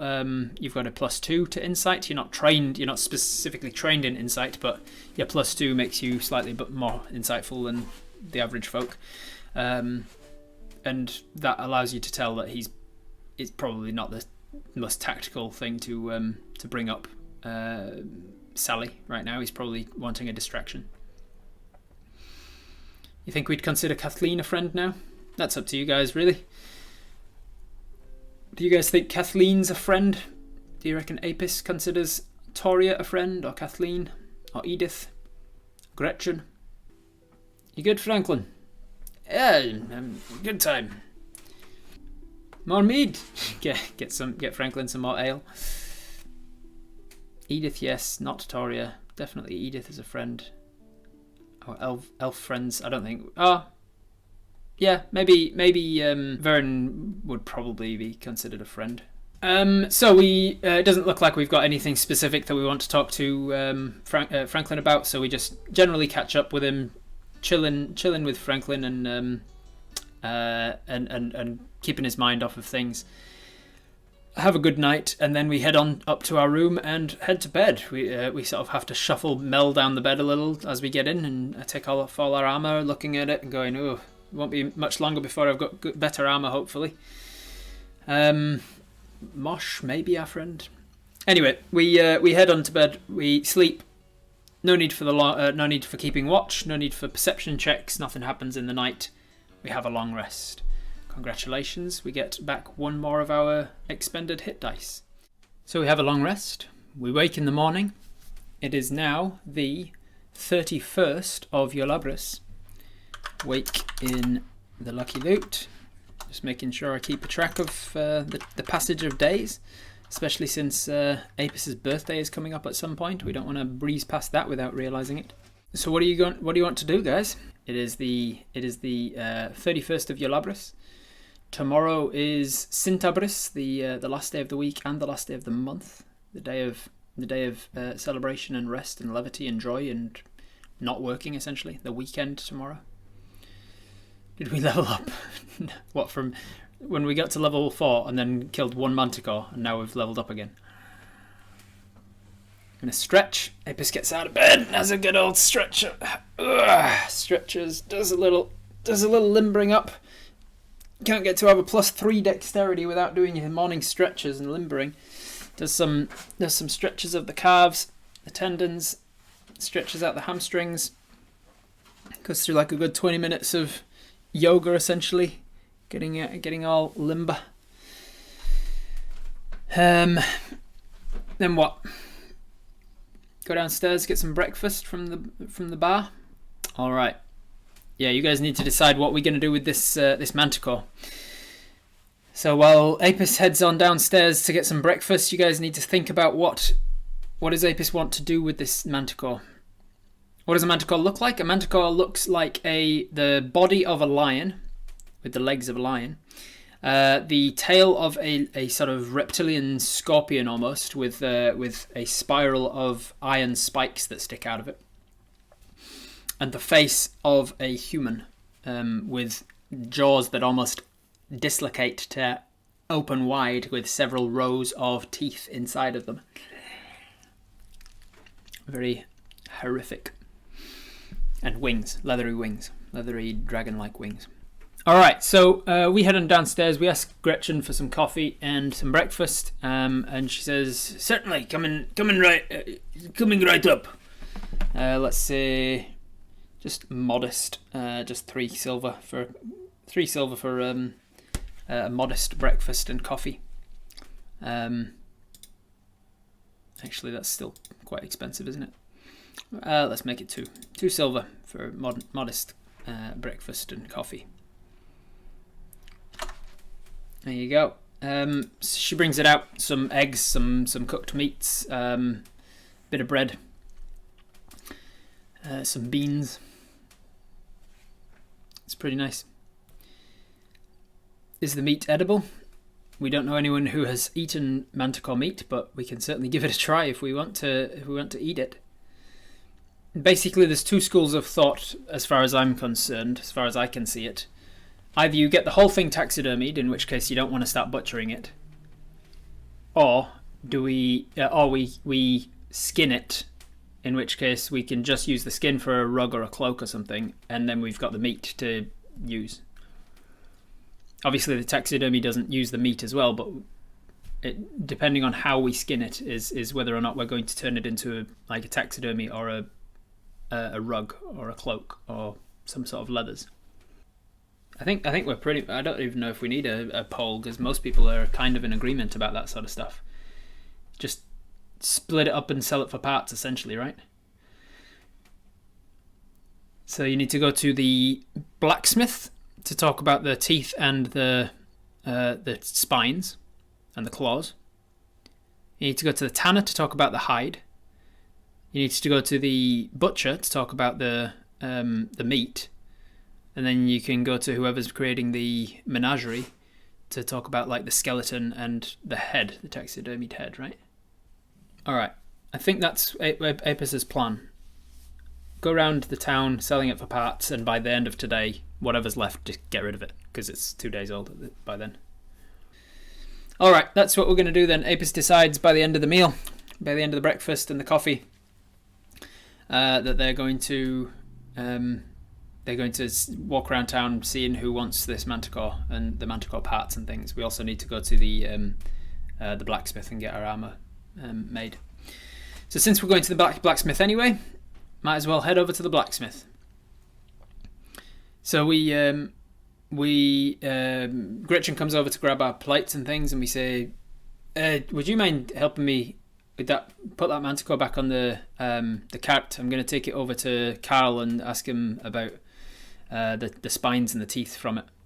And she says, of course, I'll do this. I'll do so immediately. Paulette, can you take over for a second? I need to pop downstairs. Right you are. So we head downstairs with Gretchen, lift out this Manticore and put it back on the cart. It doesn't seem to have decomposed any further during the night. It's not exactly a freezer down here, but it is cold enough to be a fridge, especially during the night in spring, early spring. You put the Manticore back in the cart, and then as you put it all in there, you get it all secured, and then you remember, there was I wanted to check that the creepy doll was still here. And you look for it. You move the Manticore leg aside, and yep, there's the doll. It is in the cart, sort of been pushed up to the side of the cart with its arms out and its legs out, the creepy smile on its face, and dried blood on one side and flaking paint on the other. Just staring. So we then grab the front of the cart and lift it up and trundle off. Thank you, Gretchen. Trundle off towards the blacksmith's place, Carl. Are we going to Carl or are we going to the new farrier, Mon? Obviously, we just saved Mon's life, but he also hasn't necessarily set up as a blacksmith yet. He only arrived yesterday. Carl, on the other hand, is a qualified blacksmith who has been set up and established here for a long time. So we head over to Carl. Most people saying Carl. So we head over to Carl, and we wander in. We leave the cart outside. We wander into his smithy. It's mostly like an open air forge outside of like a shop front, and then a living quarters behind that. We walk into the shop front, and we find him just coming out, putting his apron on, and he sees us and. Hey, Apis, right? That's right. Yeah, great. What can I do you for? Cal was one of the people looking after Edith while she was sick. Well, and you explain. Come on outside. Don't want to have to go through it with every single NPC that we talked to today. So you take him outside. You explain how you killed it and how you came about it, and you ask him what can it be made into and all of this. We talked to Cal about it, and we give him one of the spines that we've already extracted from this thing, and he has a look at it and goes inside and gets some of his smithy hammers out and tinkers with it, and that's definitely got iron composite to it. It's almost like an alloy, but made with iron and minerals of some sort. It's strange. I could definitely make something out of it. Seems like good. I don't know. I could fashion it into a blade or pittons, tent spikes, or yeah. I could definitely use this. This is good stuff. And if not nothing else, I can always cut them down and use them. Use the iron from it. Arrowheads. Could you make arrowheads out of it? Oh yeah, I could definitely make arrowheads out of them. Maybe the arrowheads out of the teeth actually. And he walks us back outside and he has a look at the teeth and he brings some of his tools out and he tink tink tink with the teeth. The teeth are almost the same composite. The same sort of. It's almost they've definitely got like a really hard texture to them. They're very very hard mineral. They're used for crunching through metal and whatever. Yeah, that's good. And he addresses them and says, yeah, he can definitely use the teeth and the spines, and he would happily buy them all from us. Or if we want to, we can sort of trade them in favour of getting some of them made into arrowheads or something for us. So if you want, he could create like some sort of a spike knife from one of the tail spikes. We could create a dagger, a pointed blade. And he could also turn the teeth into arrowheads if we wanted. Stylish dagger from a spike, yes, please. How much? Well, let's have a little think. How much would he buy them for? I don't remember how many spines and teeth I said it had left. So I think Mon took like a handful. Let's say like 5. Mon would have been fascinated by them, so he would have taken at least 6. So let's say he took 6. Oliver took 1 for interest's sake. Felicity, being interested in the arcane, probably took half a dozen or so. So let's go. Let's say between the 3 of them, they took 10 of them. I'm fine with that. 11. Let's say 12. Nice round half dozen, which means there were 12 left. And we took the other, so we'll say we've got 12 of them. For 12 of them, he says that he'll give us them for he'll give us 10 gold pieces for the tail spines, and another 5 for all the teeth. So he offers us 15 gold for all the teeth and spines. If we want to then employ his services essentially to turn one of the teeth, one of the spines into a dagger, he says that'll cost about 2 gold for the amount of work that he'd have to put into learning how to use this material, making it and stuff. So he'll take all the teeth and spines, and then give us one of them back as a dagger for 13 gold. He'd be able to give us a dagger and 13 gold. But if we want him to turn some of the teeth into arrowheads as well, he'd probably give us 10 gold. He'd give us 10 gold, take everything, and then he'd give us a dagger and maybe like 20 arrowhead teeth. Deal. Sounds good. Sell it. Got it. That's what he does then. So he goes inside, he gets his pliers out, he gets some money and hands you the money. It seems like a lot of his offer has come from him being fascinated with working with this material more than anything. He's paying you for the opportunity to get a chance to work with some very rare, very exotic new metallic material. So he gives you 10 gold. He takes over the next like half an hour. He takes all the spines off and all of the teeth, plucks out of the head very carefully. Seems like this is not the first time that he's pulled teeth, but he is used to working with metal rather than organic material, and so a lot of the gums get completely fucked up. Like everything, he manages to avoid cutting up any of the lips or the jaw itself, but he really fucks up everything inside the mouth. Like the tongue gets in the way a couple of times and gets cut a few times from him pulling pliers and shit. And the gums are completely messed up. So making this into a taxidermied creature, you're going to want it with its mouth stitched shut, no doubt. He tells you that it'll be a couple of days before he can have these ready. A couple of working days, and tomorrow being the day of rest, he's not going to be working. He'll work on them the rest of today. Actually, no, he can't work on them today either because he's got to finish making some nails and pittons and not pittons, nails and studs and things for the creation of the menagerie and all of those stuff. He's creating some new metal hinges and such for the enclosure doors and things like that. So he's working on all of those today. It's the day of rest tomorrow. It's the party to celebrate the new month the day after that, and so he'll start working on them on the 2nd and have them done by the 3rd maybe. And I will keep a track of whether he's actually finished by then or not. There you go. So that'll be ready when it's ready. Before leaving, we say one more thing. I've got this armor as well, and you show him the studded leather armor, and you explain all of how you want it fixed. You want it fixed up so that it'll be suitable for your size and shape. And you say, do you know if Mon said he would do it for me on account of me saving his life, but do you know how long it'll be before he's like set up and ready to actually begin? And he says, he's setting up already. He's actually coming over today to be an apprentice in my workshop while we're fixing up his forge. He and I'll be working together in this forge for a while. And you go, oh great. Could I leave it with you then so that when he gets in, he's got something to work on? Of course, yeah. And he's doing this for free for you. We didn't talk about a price, but I saved his life, so I'm hoping he might. Yeah, it's alterations don't take too much work, so it should be fine. You should be great.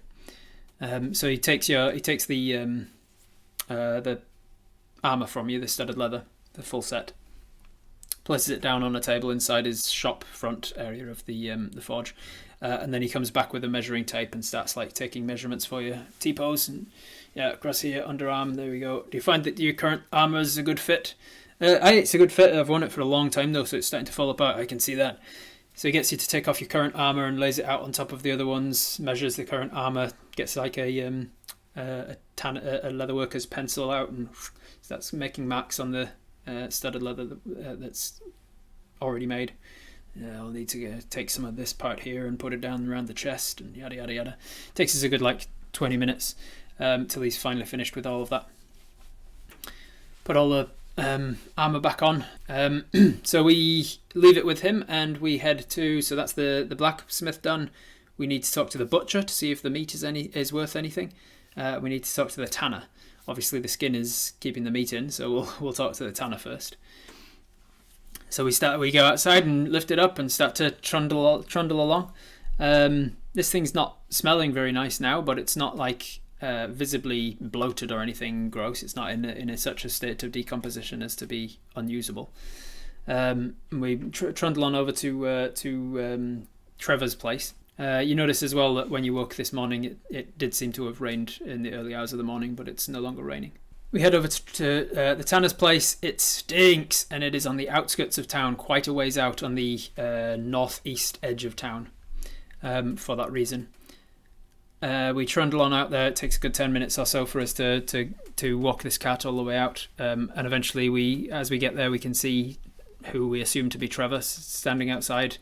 He's working on something on a tanning rack, and he's scraping his knife across it and what have you. He's a relatively young fella, probably in his late 20s. He's got a beard, but it's kept nice and short. Trevor should be very proficient. Yes, Trevor's proficient in skinning things. It's definitely his job to do so he knows how to skin things. He might not have ever skinned a Manticore before or anything with wings, but it'll be a challenge. But he's definitely the best person for the job in town, at least. So we say hello to him. What voice should like my beard? Yeah, he's got a beard like mine, I suppose. Very short and not in his way as he's doing his work. We approach and say, "Excuse me, pal, you Trevor?" And he goes, "Yeah, I am, mate. Come on over. What can I do for you?" He gets up and sort of dusts his hands off, puts his knife down. You're the dwarf, the fella that was helping with the town shadows things, weren't you? You say, I'm not exactly a fella, but I'm the dwarf. Right, sorry. What can I do for you? This is hard. Scouse to Scottish back and forth is quite difficult. Scottish to Russian was relatively easy, but Scottish to Scouse is interesting. Scotland, eh? You say, so we've got a Manticore here, and we explain the situation again. He goes, right, that's fascinating. I've never seen the Manticore up close like this. I've heard of them, heard stories, but that's amazing. But obviously a lot less ferocious without all the teeth and the spines on its tail. So you want it skinned, do you? Are you going to turn it into leather, or are you going to turn it into a rug? I was thinking of turning it into a rug because we're making that new Menagerie in town, right? Aye, that's right. It's I was thinking that it'd be a perfect addition to the sort of entranceway to the Menagerie or what have you. Yeah, that's a great idea. I can absolutely make a go of this. It's probably a pretty costly process, but if I buy the rug from you, if I buy the meat, let me see. Gives it a little work over, and he gets out like a tool, like a really thin sort of skewer-like tool, and he's like poking and prodding at various parts of the skin just to see what the tensile strength of it and stuff. Poke, prod. And he goes, usually skin things, it's if somebody asks me to skin something for them, obviously that's a service that I offer, so it's something that they would pay me for. But then again, if you were just selling me the leather, then I'd just buy it from you. But because you're kind of donating it to the town, I think it's as long as we say the donation comes from the both of us, then I won't charge you anything to skin it. How's that? So he's not going to give us any money for the skin, but he's also not going to charge us any money to skin it. And then as long as it's considered to be a donation from the both of us, and then he'll give it to the town for free. That sound. So Apis sounds fine to Apis. Hey, that sounds fine to me, pal. That's a great deal. Work deal, and you shake on it. Goes, right, yeah, then I'll get to work. Just give us a hand with it off the back of the cart, wouldn't you? And he lifts it up with you, and between the two of you manage to get off the back of the cart and haul it on over to the front of his store. He goes, mate, I've never actually worked with wings before like this. This is going to be a tricky one. Do I go from the... You say it's going to be a rug, eh? What's it going to look like? I think it might be best to actually go down the back. How are we going to mount it? He starts to think about it, and it's up to you whether you stay here and sort of help him, or you leave and go and tell the butcher that you've got some meat. Obviously it'll take Trevor a while to actually skin the thing, so you might have to go back to the butcher and bring him out here if you want it. Would it be a help or a hindrance if we stuck around? Don't know if it would give him an advantage or disadvantage on the job. So if we were proficient in skinning things, actually we are proficient in survival. Survival is usually the role that I use for skinning things. We're proficient in survival. Apis has lived all their life as a ranger, eating wild animals off the land. So I feel like Apis would be proficient in skinning things, at least not non-monstrous things. Apis has skinned a lot of rabbits in their life. Apis has skinned a lot of deer. Apis has even skinned birds, plucked them and skinned them. So I feel like Apis would know enough about skinning to actually be an assistance to Trevor if they stuck around. So if you do stick around, it will give Trevor an advantage on any subsequent rolls, but it will take all of your morning. Should we get the butcher before we start on the skinning? Because then we want the skeleton to donate to the menagerie as well. We've got stuff to do, aren't we? Going looking for herbs and stuff. We were meant to be going foraging today as well. What do you guys want to do? Do you want to get skinning with Trevor right now? Spend the morning doing that? Would you want to go and get the butcher first to come back and see if we can sell the meat to the butcher? Or do we want to just leave them to it, tell the butcher that there's a thing there, and we go off to look for stuff, foraging and for herbs and potion ingredients? What's the plan?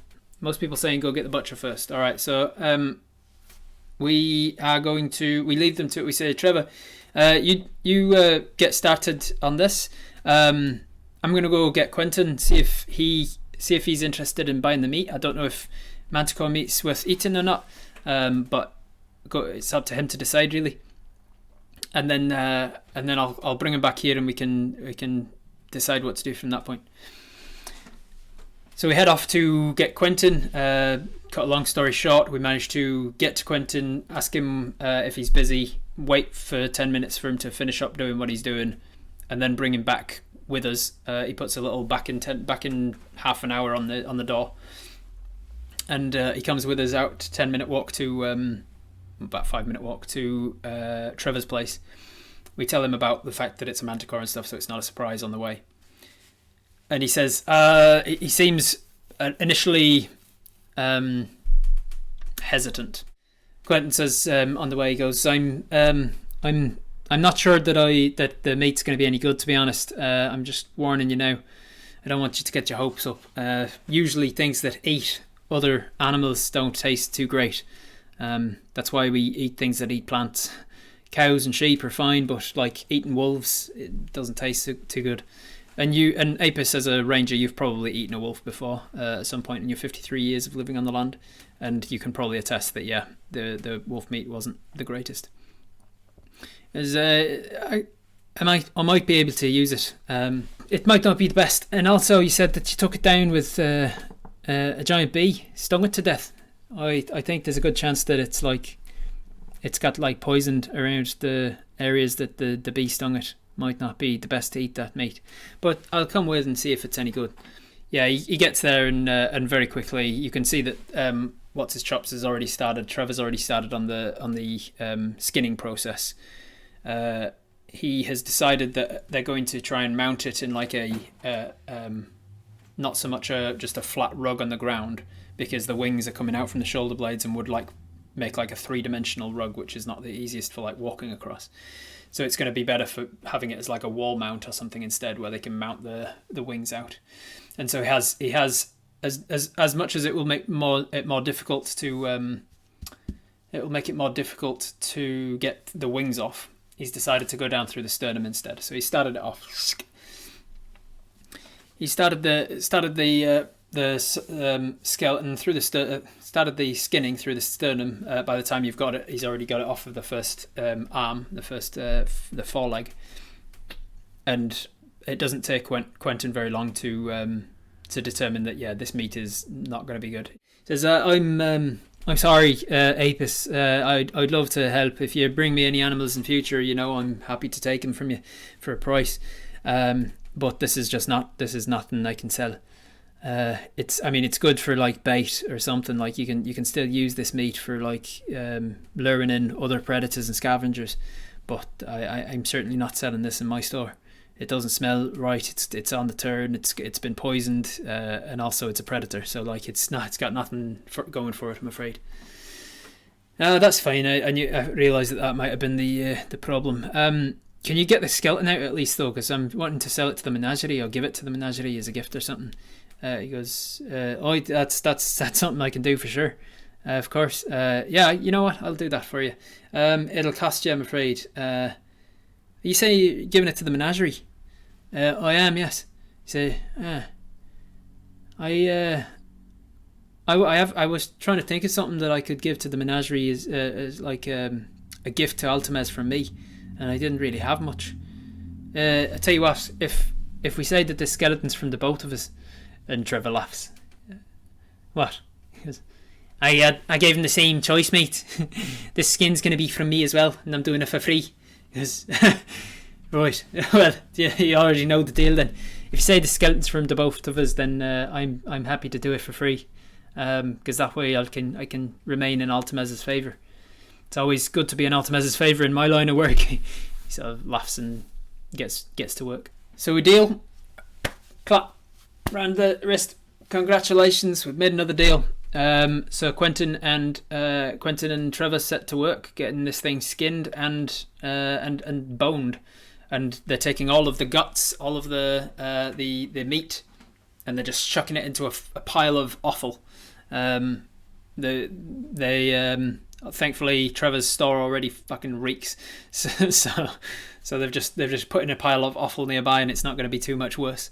And then they're going to have to deal with that offal at some other point. Let's go forage! Foraging time, everybody, or is there anything else you wanted to do? By the time you've done everything that you wanted to do this morning, it is probably about noon. An hour there, an hour there. Yeah, let's say noon, I think. You had some breakfast as well, so a little bit afternoon. Take some bait meat and go forage. Well, are we baiting? Are we hunting for animals for the menagerie, or are we baiting? Are we going foraging for ingredients? Are any of the foraging list things a flower? I believe they were.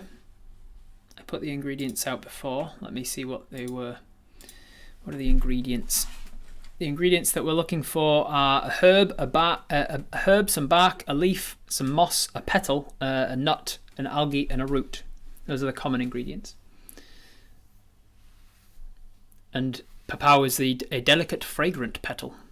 So Mel should be able to help with that, I think. Check the ingredients in our book in case any of them have specific gathering times. Yeah, we check our ingredients, and sure enough, the rare stuff, as you expect, the rare ingredients can only be found at certain times of the year in certain environments, in certain climates, certain everything like that. But the common ingredients are common for a reason. They can be found in any good enough forest. Can we see if Mosh will help us sniff out the stuff we need while foraging? We haven't seen Mosh around town since we got back, so he might be helping on the Colton's farm, or he might be out helping build the menagerie. All right, so let's have a little look. So the rare ingredients that you'd need for the tranquilizer fancy would be the stuff that you've already got, the stuff from Mel. For the tranquilizer, we would need to find some common ingredients, and we would need to find one uncommon ingredient, some kind of fruit, some kind of berry of sorts. So how it works is, let me get my brewing rules up. Foraging. If you choose to forage for your ingredients, first you choose how long you wish to set aside for it. Longer foraging will be more successful, but may risk a hostile encounter at the DM's discretion. And then check the foraging environment table for the area that you'll be foraging. We would be foraging in dense forest or jungle, or light forest or wood. I think probably, unless we go further afield, we're going to be in light forest or wood.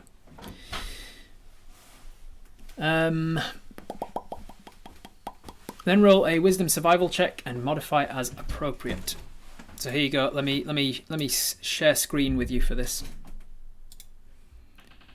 If you want access to these rules in full, by the way, it's one of the perks of being a Patreon patron. If you support me financially on Patreon, you get all sorts of perks. You get access to a whole bunch of my rules. Foraging.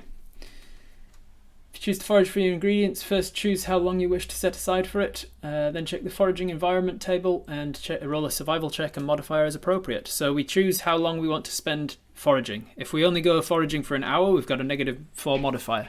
If we're going to set 5 to 8 hours aside to forage today, given that it's just afternoon, it's probably about 12:30 or so. And this time of the year, it would probably get dark around 5:30. So we've got about 5 more hours of light. If we want to set aside 5 hours to forage, then we'd get a +3 to the roll. Because we're in light forests, it'd be a 0. If we want to spend the first hour not foraging, but like moving towards a larger area, though, we would be getting into the more dense jungle, the dense forest, so we'd get a +4 to it. So then you choose your foraging environment, so basically a +4 if we go into the dense fair woods, otherwise it's going to be on the outskirts and we're going to get a 0 modifier. You then roll a survival check, and with this number you check the following table for how much of each ingredient you find.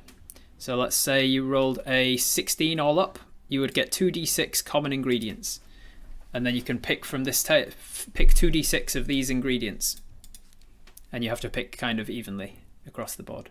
Alright, so then, for instance, if we got all the way up to like a 28 on our survival roll, because we had a decent enough modifier from all of the shit that we were doing, then we'd get 4d6 common ingredients, 1d6 of the uncommon ingredients here, and 1 unique ingredient. Unique ingredients are...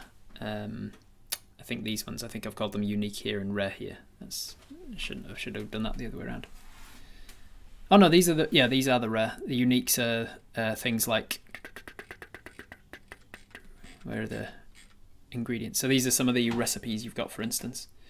If you want to create a potion of resistance, you need the C, M, P, and S, a rock fruit, and the unique ingredient is powdered granite. CMPS being Cymbatrin, Mondwort, Papau, and Sea Scum. Even if this doesn't make sense, makes sense to me. So what do you want to do, everybody? Does our forest bonus count into? Yes, I think it would, because you'd be in a forest doing your survival checks, and you get to add survival checks to your forest bonuses. Keeping in mind that in this particular forest that we are this particular forest that we will be foraging in, the denser into it you go, the closer to the Great Expanse, the closer this becomes, closer this gets to being a magical forest, but the more chance of being any sort of combat encounter. We'll get a +2 bonus from our. Let's go back to the main page here. We've got you can see survival over there and wisdom +2. So we've got a +4 to our survival check. We'd get another +2 because of being in a forest. So we'd get a +6 to our survival check. All right. So let's put it to a poll. Firstly, how long are we going to forage for today? I think the dense forest was above the sisters, and that was about an 8-hour walk, I think. No, the dense, I would choose dense forest anywhere from about an hour into the forest. So to get to dense forest, it would take an hour of walking, or 2 hours if you forage along the way. Actually, what's the ranging ability? The ranger ability says something about like being able to forage while you walk. Oh, look at this! We got a consensus for once. 54% of the vote saying 3 to 5 hours. All right. So we're going to put 3 to 5 hours of foraging into it. That's what we're going to do. And then we're going to decide on how deep into the forest should we go. Light forest or dense forest. And before I start that poll, let me read you the Natural Explorer ability, because it might sway your decision. Natural Explorer. When travelling for an hour or more in your favoured terrain, you gain the following benefits. I think that means like after you've travelled for an hour or more. So do you not gain the benefits until after the hour? Or because you're intending on travelling for an hour or more, you're going to get the benefits for the whole thing? No, maybe I'll just give you the benefits to the whole thing. Why not? Difficult terrain doesn't slow your group's travel. Your group can't become lost except by magical means. Even when you are engaged in another activity while travelling, such as foraging or navigating or tracking, you remain alert to danger. If you are travelling alone, you can move stealthily at a normal pace. When you forage, you find twice as much food as you normally would. Doesn't apply for this. And while tracking other creatures, you also learn their exact number and size and stuff. So essentially, it would take you, if you wanted to forage on the way, you could remain alert to danger, but it would still take you longer. Your options are we going to spend all 5 hours in the light part of the forest, meaning that you'll have a 0 modifier for your foraging environment. You could spend 4 hours in the dense forest, and it says 4 hours until dark, meaning you'll spend 4 hours in the dense part of the forest, but you'll be out there in the when it gets dark, when the sun goes down. You could just spend 3 hours in the dense forest, meaning you can spend the last of those hours to actually get home again, so you're more safe that way. Or you could spend 3 hours foraging in the light forest on the way to and from the dense part of the forest, and only 2 hours in the dense part of the forest. All right, with enough to call it, 49% of the vote, we're going to spend 3 hours in the dense forest. So we're just going to walk as quickly as we can to the dense forest. We're going to spend just over 3 hours foraging in the dense forest, and then we're going to come back, giving us the +1 modifier from 3 to 5 hours, just. And then we're going to be in dense forest with a +4. So we're going to get a +5 from our time spent and our foraging environment, +6 from our survival check. So we've got a +11 to this roll. It's going to be pretty good. We're going to get +11 to the roll when we finally roll, and then we're going to hope for as high as we can possibly get. We know that at least we'll come away with something, because the only way to come away with nothing is if you roll less than an 8. So even on a nat 1, we're going to get a 12.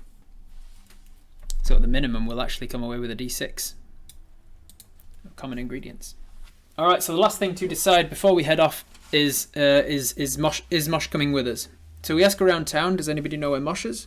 It doesn't take us very long to find that he is helping out as manual labour on the Menagerie.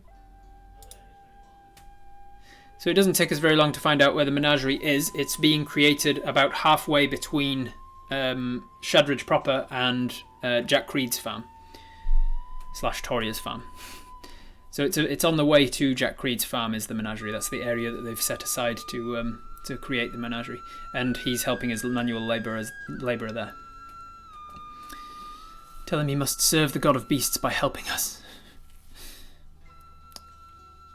He will be very busy, yes. He might still want to break off and come and help you, but the chances of him doing so is slim, it seems.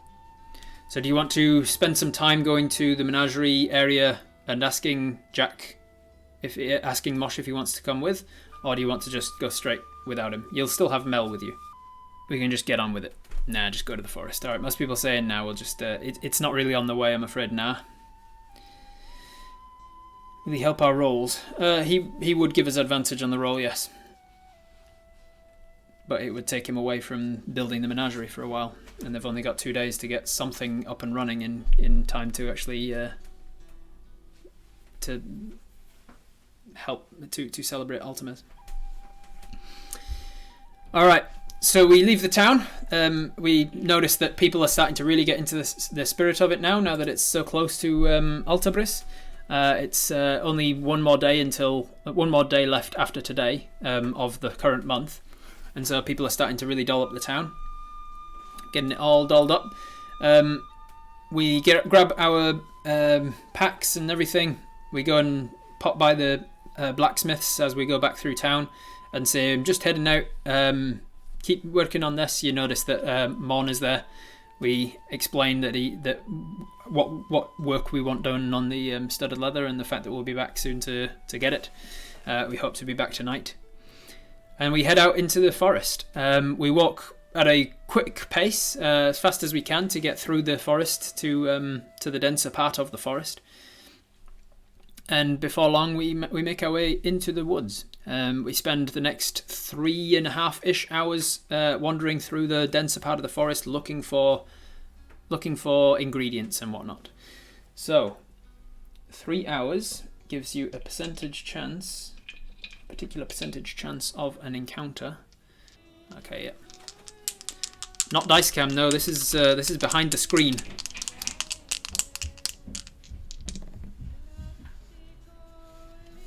All right. And then let's now dice cam, because this is your survival check roll.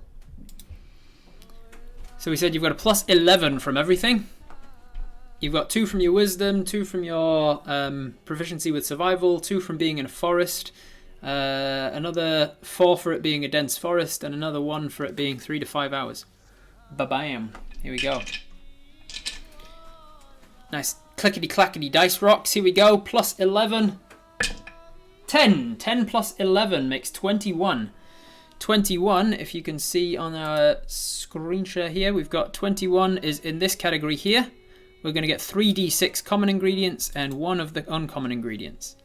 Because we can pick from the list which ones we want, we will find the one uncommon ingredient we find is the particular berry that we want for this particular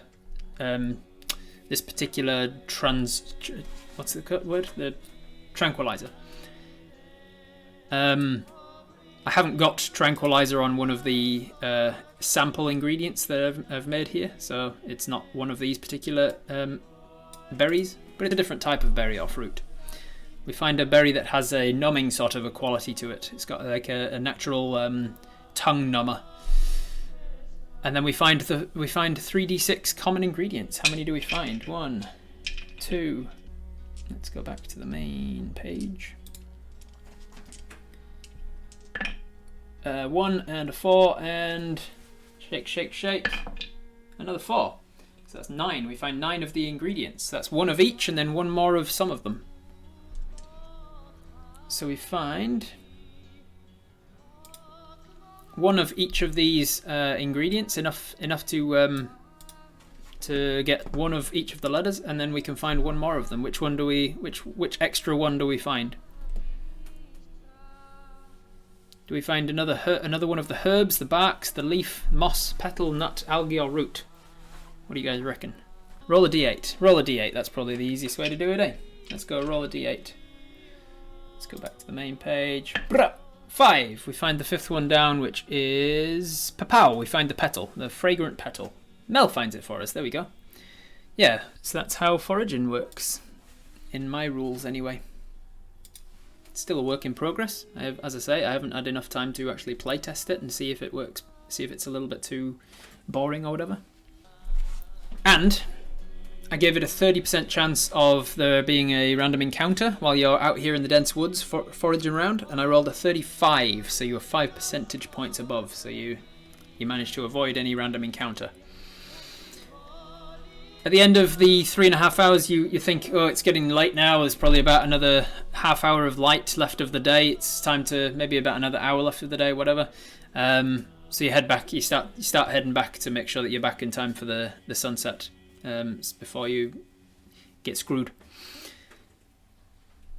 So you head back, you forage, you sort of keep your eye out for food on the way. You don't find any of these particular ingredients, but you find enough to sort of stock up some more of your rations. And you make your way back into Shadridge proper. Just as the sun is setting, the night is yours. And for once, I'm not going to end you on a cliffhanger. We'll just end you on a nice, calming notion that you've got 1 more day of the current month, and then we'll be into Altabris, the birth month of Apis. Thank you for joining me, everybody. We'll leave it there, and I'll see you again next week. Bye bye.